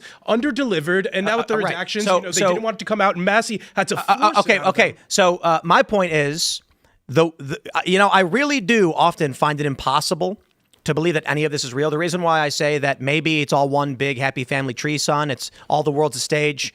Trump is just doing these policies. It's all meant to convince people that you have choice, because the only thing we ever talk about are cultural issues. No one ever really cares about what's going on in foreign policy.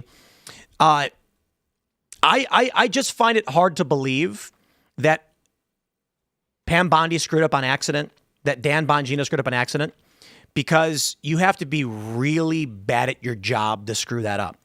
Right. So it seems like it makes more sense to me that it was intentionally done the way it was done. You think the Pam Bondi binder thing was like she knew that it was going to be a huge I'm projecting. I'm projecting because I would not have screwed it up. So I can't imagine a scenario. Boomers. It doesn't matter. I can't. No, Pam Bondi just. I get it, Elaad. I can't imagine a scenario where the intelligence agencies together are stupider than I am as a single individual. For example, I've said it over and over again.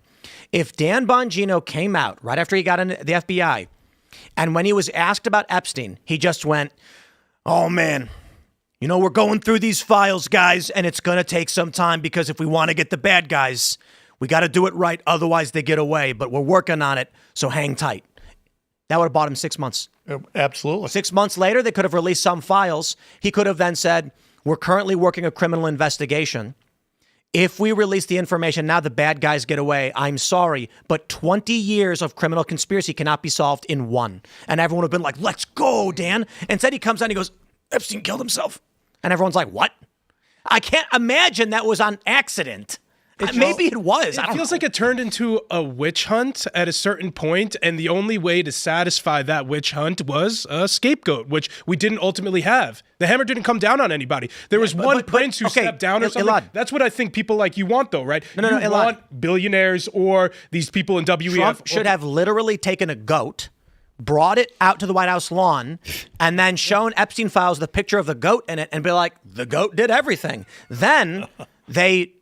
Slaughter the goat. Slaughter the goat. That's what you do. That's what a scapegoat is. Okay, yeah. See, that's literally what a scapegoat is. Yeah, exactly. Well, no, I mean that in a serious manner, though. Like, I feel like they promised goods and they never delivered. And people like you, who were, I think, bought into the hype or were sold a set of stories or that may or may not be true or that we didn't end up seeing the resolution to, they didn't come with the goods after promising them for so long. And So, I just, let me ask, can anybody in this room, we started hearing about Epstein in the 90s, right?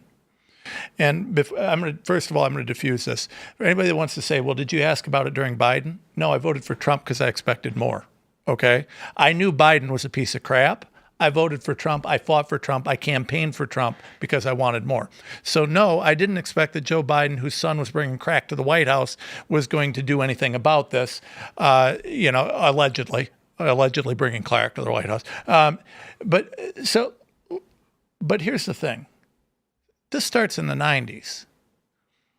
Allegations of the Clintons, we got the Bill Gates thing. I mean, he's slipping his wife antibiotics because he got some God knows what from some Russian hookers. Does anybody in this room seriously believe that Epstein wasn't running a blackmail ring for elites? I mean, does anybody not believe that? I don't know that I believe or disbelieve it. What's the evidence that he was running a blackmail ring?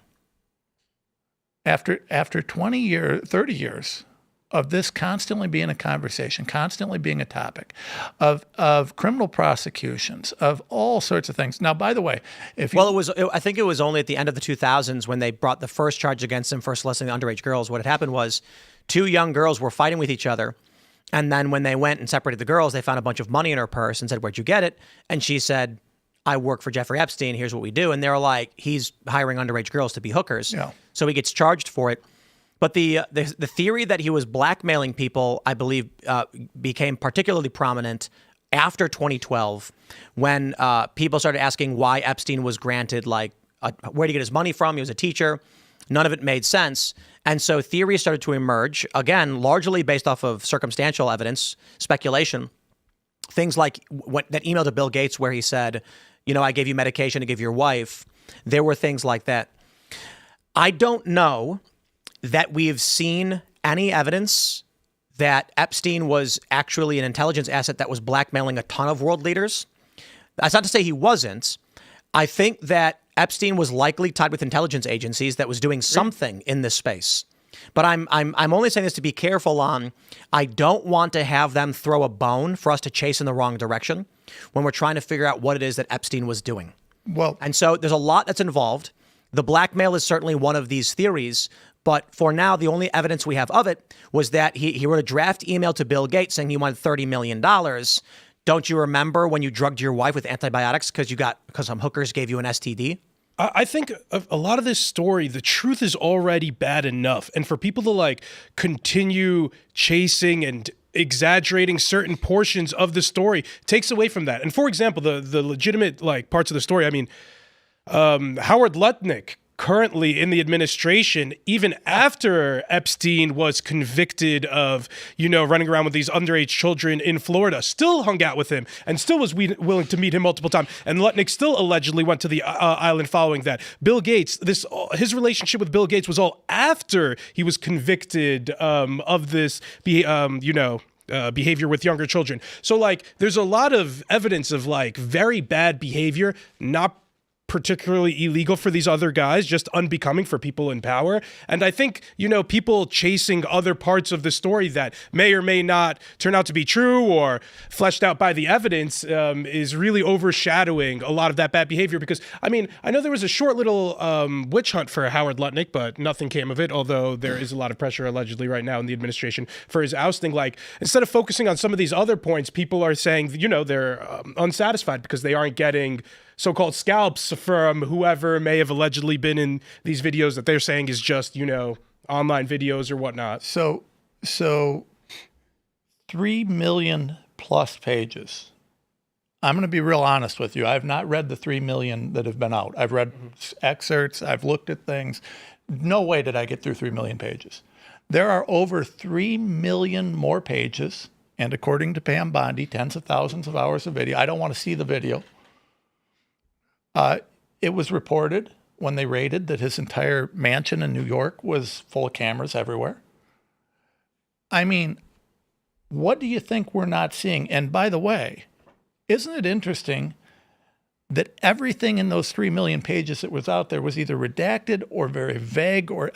In 3 million pages, wouldn't you have thought that there would have been a few names here and there, even by accident? Is there anything that could come out that could convince you that he wasn't organizing a pedophilic sex ring that was, getting blackmail on politicians? Is there anything that could convince you that that's not, that didn't happen? Well, I got no. Is there any evidence that he did do that? No, that could convince him that he did. No. I understand, but my point is that there isn't. What is the evidence that Epstein did have a pedophile trafficking ring where he was blackmailing politicians? I'm not saying there isn't. I'm asking I think that the evidence that people beat around the bush and use innuendo around was that he was convicted for relations for somebody underage. 2 underage girls that he hired in Florida and had him do happy and then endings. was around a lot of rich people. And I think his wife's father was he's known to agent, have, allegedly. He flew young women to his island under the guise of them being models, and then paid them to do untoward things. And with him, by the way. Yes. There's not a lot of evidence that... So my question is... What about the victims? They've literally spoken out about it. That they were trafficked to other people?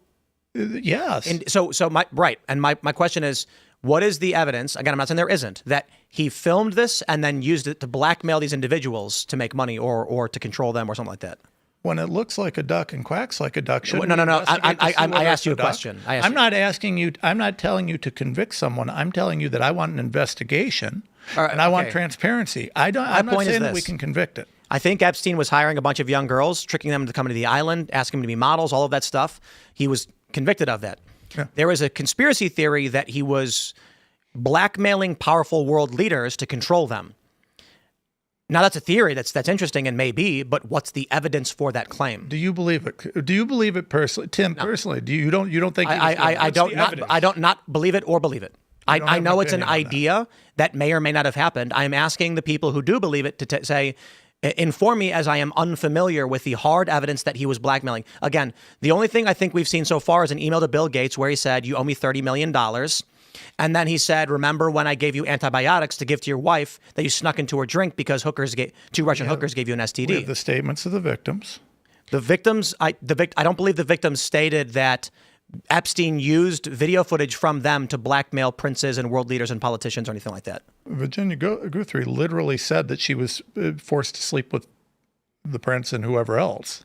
But she also rescinded many of her allegations too. But that, and again, that may be. I'm not asking. We know that he did that. The question is, what's the evidence that he filmed it, then went to the prince and said, "I have filmed you doing this with underage girls. I'm going to use this against you unless you give me access to things." Why do you think why would he set up the prince to what else? I mean, he's getting something out of doing Excellent question. I mean, to me, he's not questions just doing are not evidence. Well, we do have circumstantial evidence, which is he did it. Did what? He did set this up. He did facilitate these sexual liaisons with at least some powerful people. Agreed. And what's the evidence that he then went to them after the fact and said, "I have filmed you doing this. You now work for me or I'll release it"? Well, why would he do it? Why would he risk doing something illegal? That's a great question. That he could go to jail for. Maybe they were paying him. If he got nothing out of it. Maybe they paid him. Maybe Bill Gates went to him and said, "I'll give you $100 for an underage hooker." Okay, so let's say that he was just a high-class pimp. I would still like to know that. Agreed. My issue is when the assertion is that he was blackmailing powerful world leaders, and we know that to be the case. And I'm not saying it's not the case. I'm just saying I'd like to see some evidence. I'll give you that we can't prove because we haven't seen the documents or the other 3.5 million pages that they're hiding or the other stuff that they're hiding, that he was doing that. But you know what? Would you be investigating the wrong thing because you don't know? Well, of course I could, but if we That's get the problem I have with people who are asserting something. This is the issue I always had with 9/11 truthers. They would come to me and they would say, "Did you know that a professor found thermite residue in the base of the World Trade Center after the fact?" I'm like, "Thermite," and they're like, "Yep," and I'd be like, "Well, that's weird. So what does that mean?" And then they would go, "Bush did it," and I would say, "Okay, hold on. You just went from here all the way over there." And they're like, "Did you know that it wasn't a plane that crashed in the Pentagon?" And I'm like, "Really? What was it?" And they go, "It was a cruise missile." I say, "Wow, who did it?" "Bush did it." I said, "Okay, now hold on there a gosh darn minute. If you want to come to me and say it's strange that the plane that crashed into the Pentagon seemingly vaporized itself and the jet engines are gone, I'm going to be like, that's an interesting point. Now, from there, where do we go? We are lacking information. Something's not being told to us. So I have no issue with Luke Rutkowski is a great example where he just says, we want a proper investigation into these questions. I say, that's a great point. But then you had people who would say it was an inside job, implying that the Bush administration was involved in it occurring, which is a massively different thing than the official story is not correct. With Pizzagate, we see something similar. You get these emails leaked by WikiLeaks, which are questionable, and instantly on 4chan, for some reason, everyone just starts making things up. And they claim that pizza means boy and pasta means girl. Fabricated out of thin air.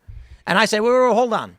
These people are weirdos. They're doing something strange. These emails are coded.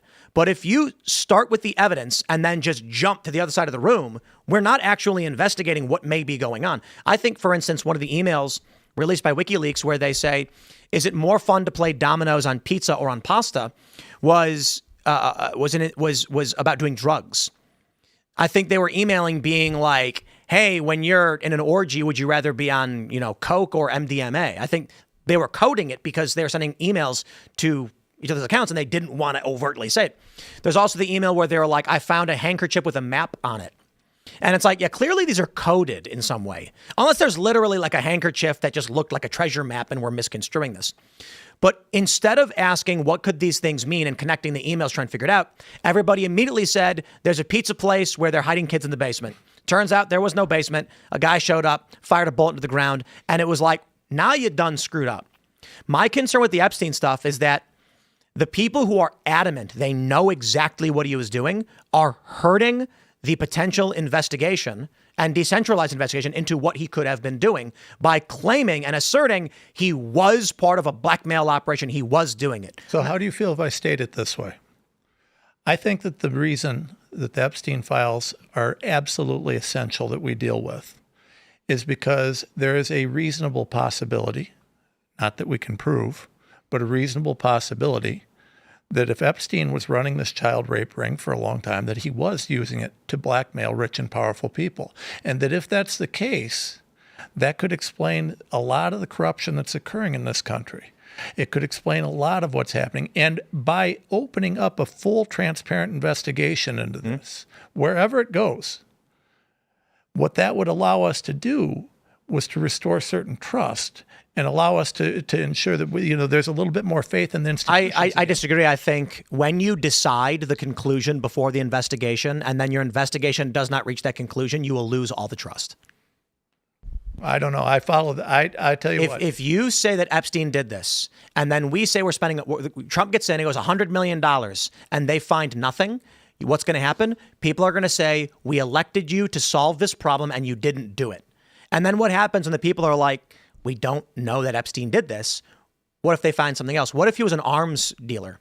What if the reason his money was coming through is that he was smuggling weapons to various factions and rebel groups? What if Epstein was actually arming rebel factions so they could blame it on foreign countries as a casus belli for the U.S. to go in and engage in war, or Israel for that matter?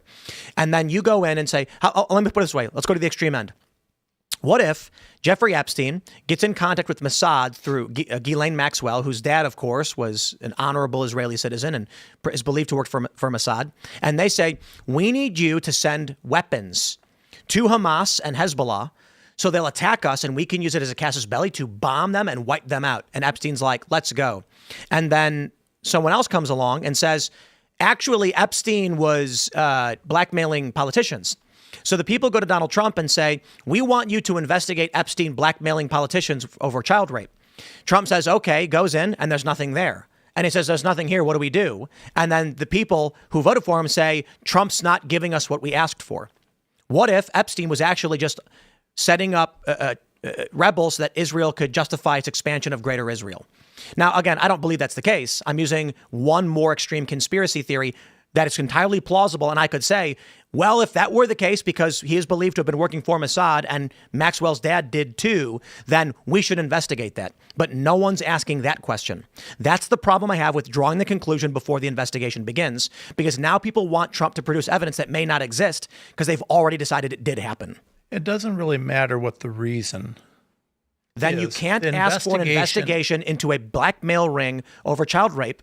Okay, I want an investigation into a child abuse ring. How about that? What I want is transparency. I want them to follow the law that they passed and that the president signed that said that they're going to release everything that they can, with a few handy exceptions, which would include a lot more than half of the pages. What if it turns out that Epstein was an arms liaison for powerful interests for the United States to engage in foreign wars? They would provide, removing Israel from the picture, they would provide enemies of the U.S. with weapons as patsies so that, say, the Houthi rebels would attack things that Trump could then justify and say, okay, now we can go in and say they attacked us. We can, like, basically setting up false flag attacks.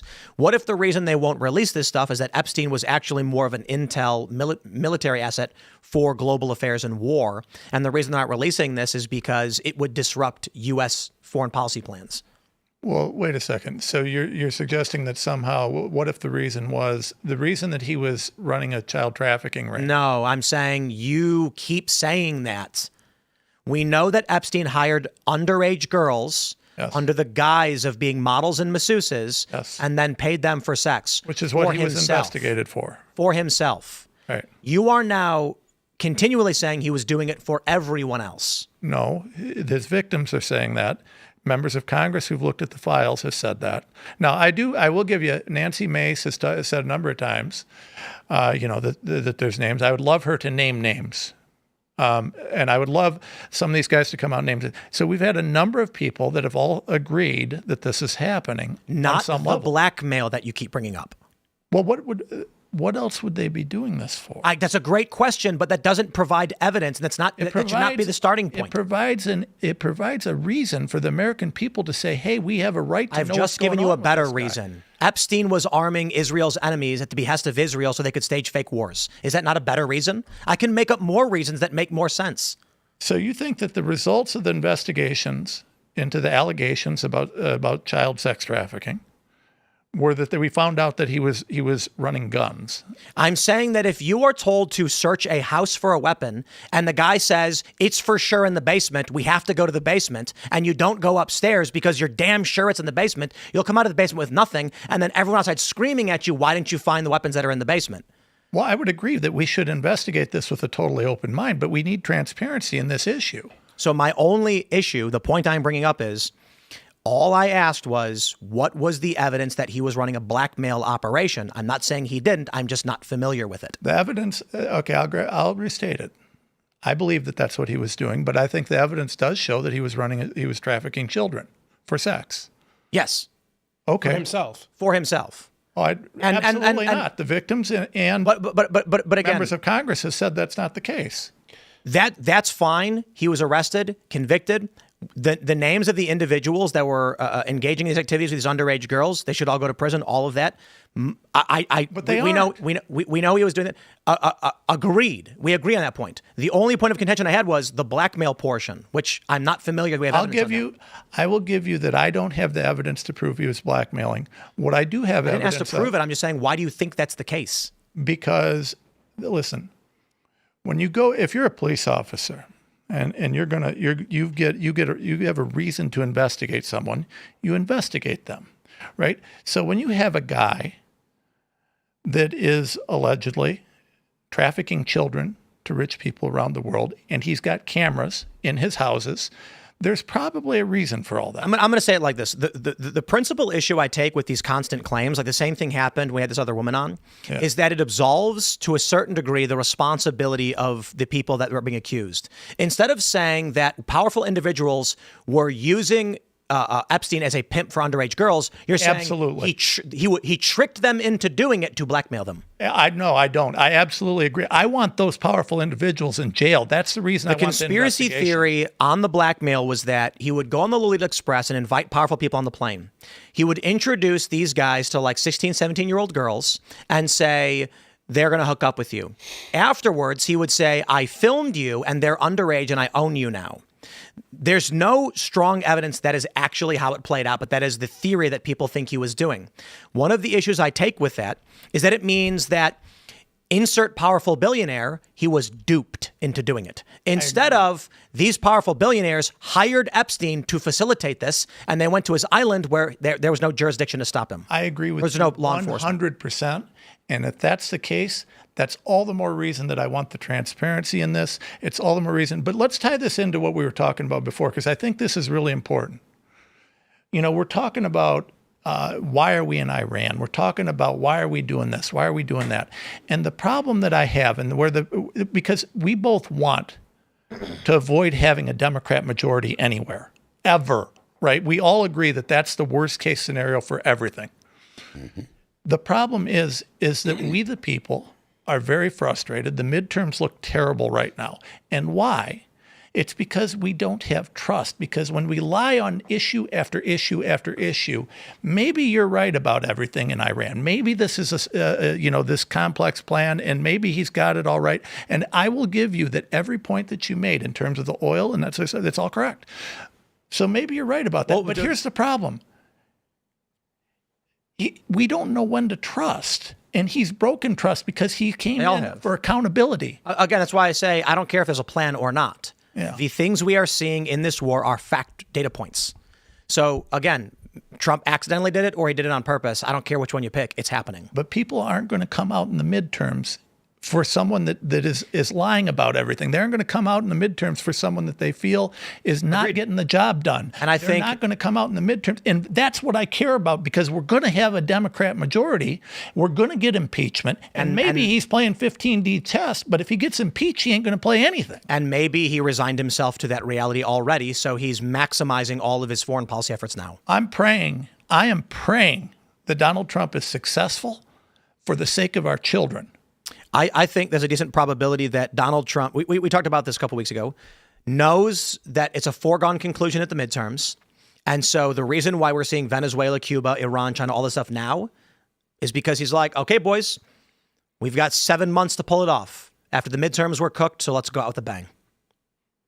He's going to jam through as much as he can to prop up the United States and then hope the next 2 years where he's jammed up and can't do anything, we will be able to set up a new Republican who would come in and then carry on and continue the plans that not just him, but his administration has made. And what if the other side, because we're talking a lot about Trump's strategy, and Trump, but maybe he's brilliant, maybe he's not. We don't know what he's doing, right? But remember, for any 4D, 5D, 6D chess he's got, the other side is trying to counter him. Right. So maybe with all of these things you're doing, are they setting him up to look bad, to look worse, to look this, so that they can undo it? I personally think there's a huge movement to try and destroy. I think what we're seeing but you can't undo it. MEGA, the division, is intentional. If Trump chokes out China for 4 months, that's not being undone. Every day China is without oil, they're in serious trouble. They've already had a financial crisis for a long time. If Trump gets impeached, in let's say 7 months, he wouldn't. It would only be in the House. They wouldn't. They're not going to lose the Senate. No, they're going to lose the Senate, but they need 60 votes in the Senate. Okay, yeah, exactly. They're not even going to have a majority in the Senate. No, they're projected to have the majority in the Senate. Yes, they need to take 4 seats. Yes, they're projected to lose 4 seats. That was. I just pulled up the Cook Political Report showing that they're all shifting Democrat. I think that tweet explicitly said it's only going to be 1 to 3, and it would. The prediction markets have Democrats sweep. So maybe I'm wrong, but you guys had my buddy Seth Keshel here a while back, right? Yeah. So Seth is probably the most accurate election guy on the planet. He thinks that we're going to hold the Senate. Fair point. 270 to win does. The prediction markets have it for Democrats. But I agree with the prediction markets. I'm going to go out and I'm going to say this and listen. And Seth is going to give me a hard time because we're buddies. And I mean, the guy is about as accurate on elections as can be.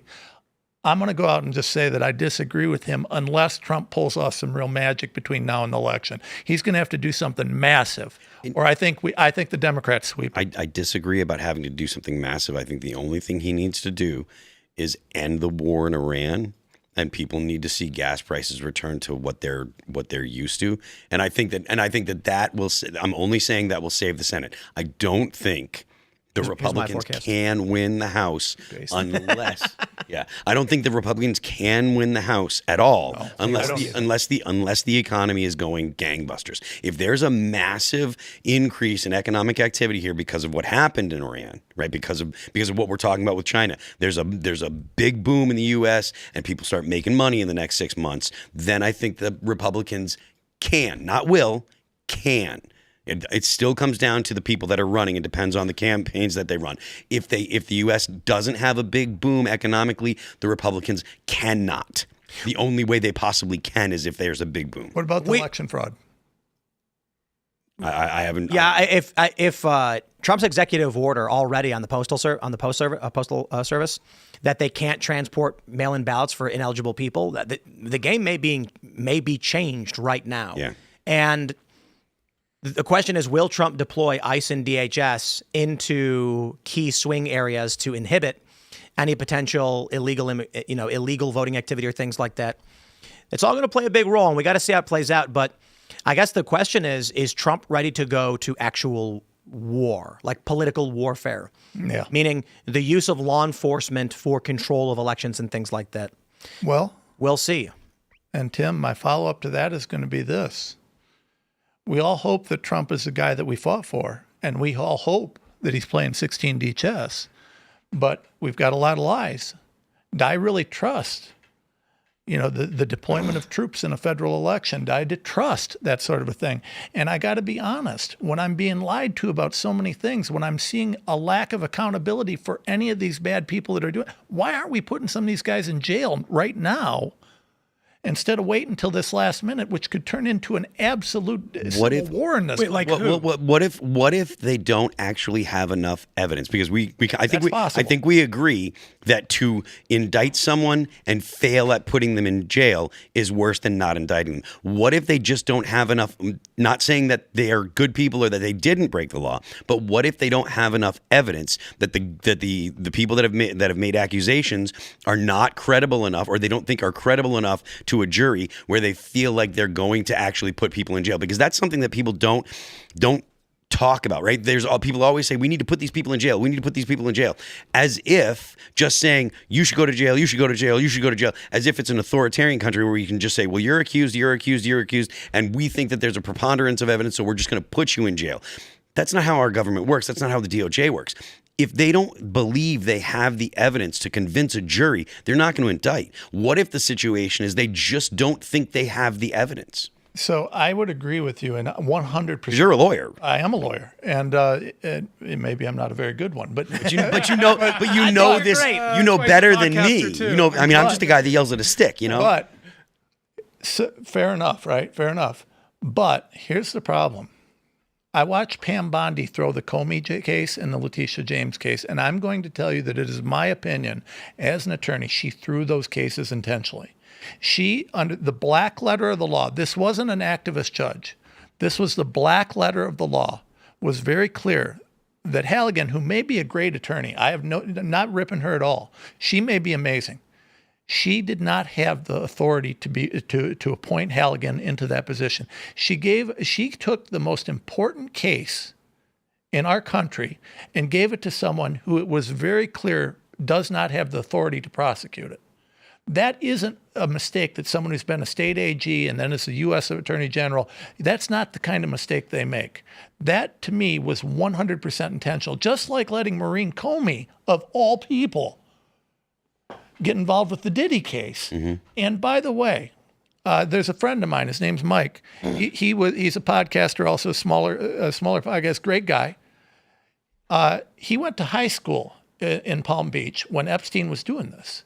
It was common knowledge that they were recruiting from that high school. That was common knowledge. We got to go to Super Chats and Rumble Rants because we keep getting pushed back. So smash that like button, share the show, all that good stuff.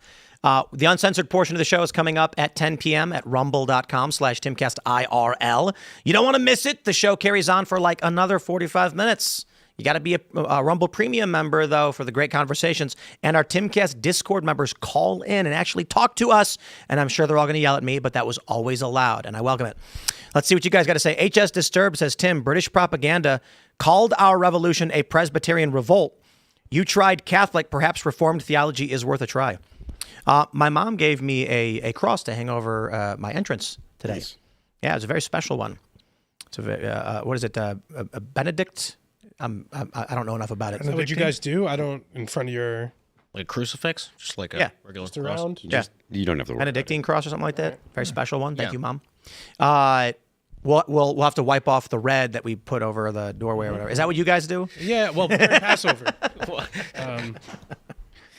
Yeah, but I don't consider myself a Christian. We were just having a conversation the other day about. I was talking to my wife about whether or not we need to start going back to church. We're lapsed Catholics, and I still don't consider myself a Christian. But every single Christian has been like, just come anyway.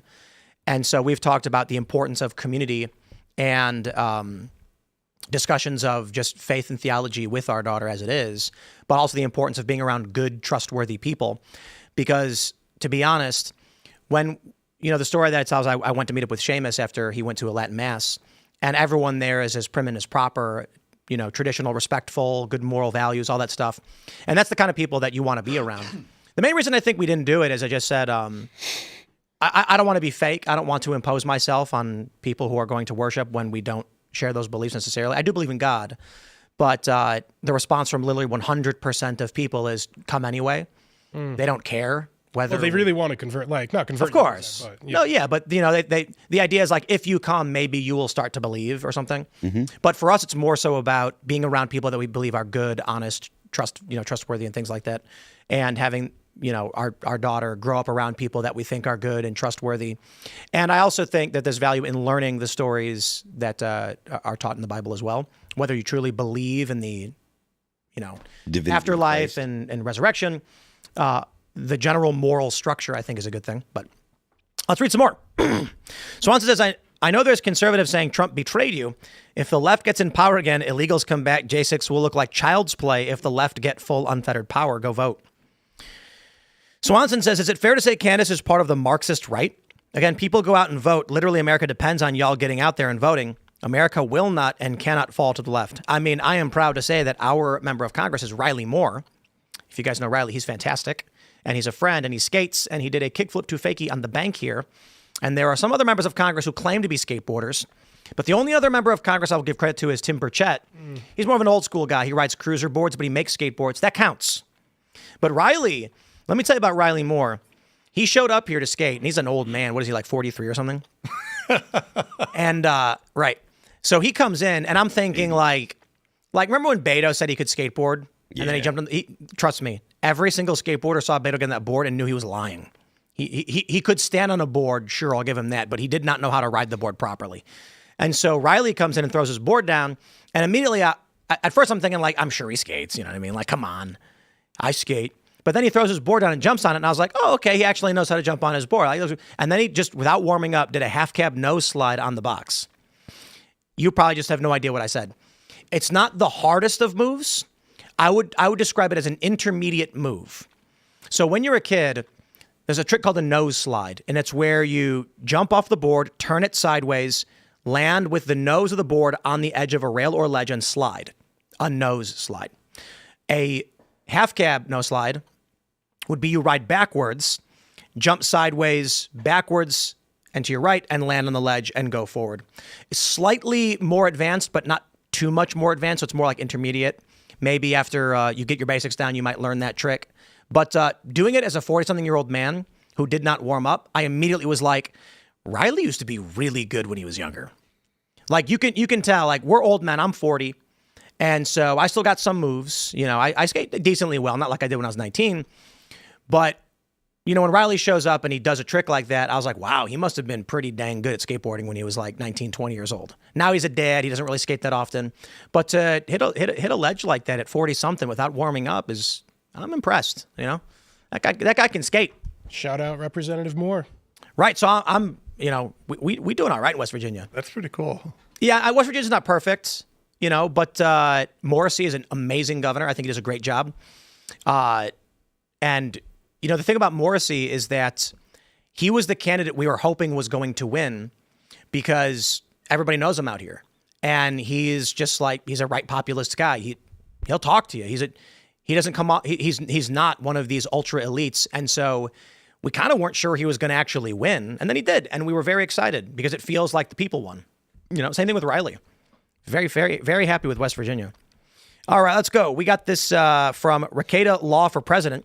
He says, if you don't trust the government, why would you trust their investigation then? The FBI and J6, DOJ for numerous things, but you'll trust that investigation of foreign involvement with Charlie, LMAO. Well, fair point, I guess. Right? If we don't trust Trump.